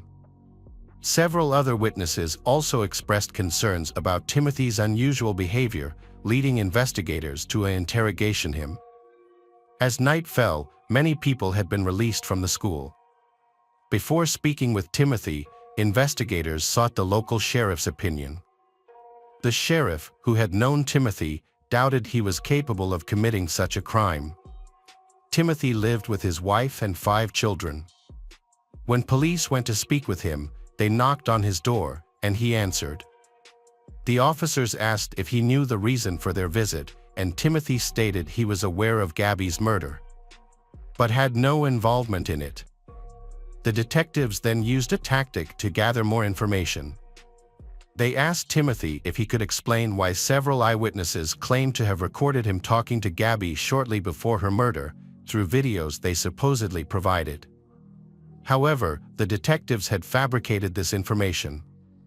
Their intention was to provoke Timothy into revealing his guilt or new information if he was involved in the crime. Timothy initially claimed he had no knowledge of the events, but he quickly changed his story. He admitted to speaking to Gabby near the stadium that evening. According to Timothy, he had stepped outside to smoke when several girls ran by him. Shortly after, Gabby approached and asked if he had seen her friends, explaining they were playing hide-and-seek and she couldn't find them. Timothy directed her towards their location, and she ran off. The detectives found Timothy's rapid change in story suspicious. Furthermore, his account indicated that he had spoken to Gabby just minutes before her disappearance. Notably, at the time when they met near the stadium, there were no witnesses present, which could have provided Timothy with an opportunity to commit the crime. The detectives then inquired if Timothy could provide a reasonable explanation if his DNA was found on Gabby's body. He replied calmly that he had none. They also requested a DNA sample from Timothy and the clothing he wore at the stadium. Timothy agreed to both requests. However, when handing over his clothing to the police, they discovered suspicious stains on the pants, denim jacket, and underwear that resembled blood. When questioned about the stains, Timothy insisted they were just dirt and denied any wrongdoing. However, the police were skeptical and decided to wait for the DNA analysis results to proceed with an arrest. After several days, the forensic pathologist completed the examination of the victim's body, confirming that Gabby's cause of death was manual strangulation. The pathologist also determined that she had been brutally assaulted. A biological sample of the perpetrator was extracted and sent to the laboratory for further analysis. The day after the murder, something unexpected happened. An anonymous letter arrived at the police station, claiming a suspicious person had been seen at the game. The letter provided a detailed description of the person's car, including the make and license plate number. This allowed investigators to quickly track down the vehicle's owner, who was a student living about 30 minutes from Scottsville. When questioned by the police, the student denied attending the game and knowing about the murder. He claimed to have been at work that evening, and the police were able to verify his alibi. As a result, he was removed from the list of suspects. Despite this, the person who wrote the anonymous letter was never identified. It is unclear whether the letter was intended as a trap or a cruel joke, but it is clear that the student was innocent. Police quickly received additional clues. Several people reported suspicious behavior by a 16-year-old local boy. He had given conflicting accounts of his whereabouts on the day of the game, claiming both to have been there and not to have attended. He also mentioned seeing girls playing hide and seek. The detectives discovered that the boy was Timothy Madden's son. However, what they found even more alarming was that the boy had threatened his father with a knife just 2 weeks before the murder. The police wanted to question the boy further but needed his parents to be present. However, his mother refused to cooperate and wouldn't provide a DNA sample, leaving the police without any concrete evidence. As news of the police investigation into the Timothy family spread, rumors began circulating in the small town of Scottsville. Some speculated that one of Timothy's older sons could be a suspect, while others suspected Timothy himself. Gabby's parents were shocked to hear these rumors, especially since they had known Timothy Madden since childhood and were close to his family. Their children played on the same sports teams, and they would often sit together at games. Given their long-standing friendship, Gabby's parents found it difficult to imagine that anyone from their social circle could be connected to the murder. Following the spread of rumors in town, another incident occurred. The 20-year-old eldest son of the Timothy family began sending text messages to the police. He using profanity and issuing threats, insisting police stop bothering his family. He then was promptly arrested for making these threats. Further investigation revealed that there was an outstanding arrest warrant for him in another town, related to allegations of assaulting a minor. During questioning, the young man attributed his behavior to frustration over the accusations against his family. He denied any involvement in the murder, claiming he was at his cousin's house in a neighboring town on the evening in question. He consented to providing a DNA sample, which was then sent to the lab for analysis. On November 20th, 6 days after Gabby's murder, her funeral was held, drawing hundreds of mourners from Scottsville and surrounding towns. Everyone came together to support Gabby's parents, donating to help cover the funeral expenses. Meanwhile, the lab finished analyzing the DNA evidence, comparing it to samples from Timothy and his son. The results were conclusive. The semen on Gabby's body matched Timothy Madden's DNA, and the blood on his clothes matched Gabby's DNA. Detectives attended the funeral and discreetly informed Gabby's parents about this. At the same time, police officers arrived at Timothy's house and took him into custody. However, Timothy still maintains that he is innocent. He said the blood on his clothes was his own, the result of a scratch from a fence.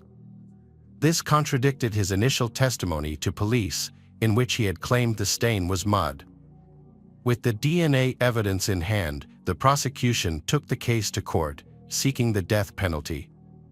During trial preparation, Timothy's lawyer maintained his client's innocence.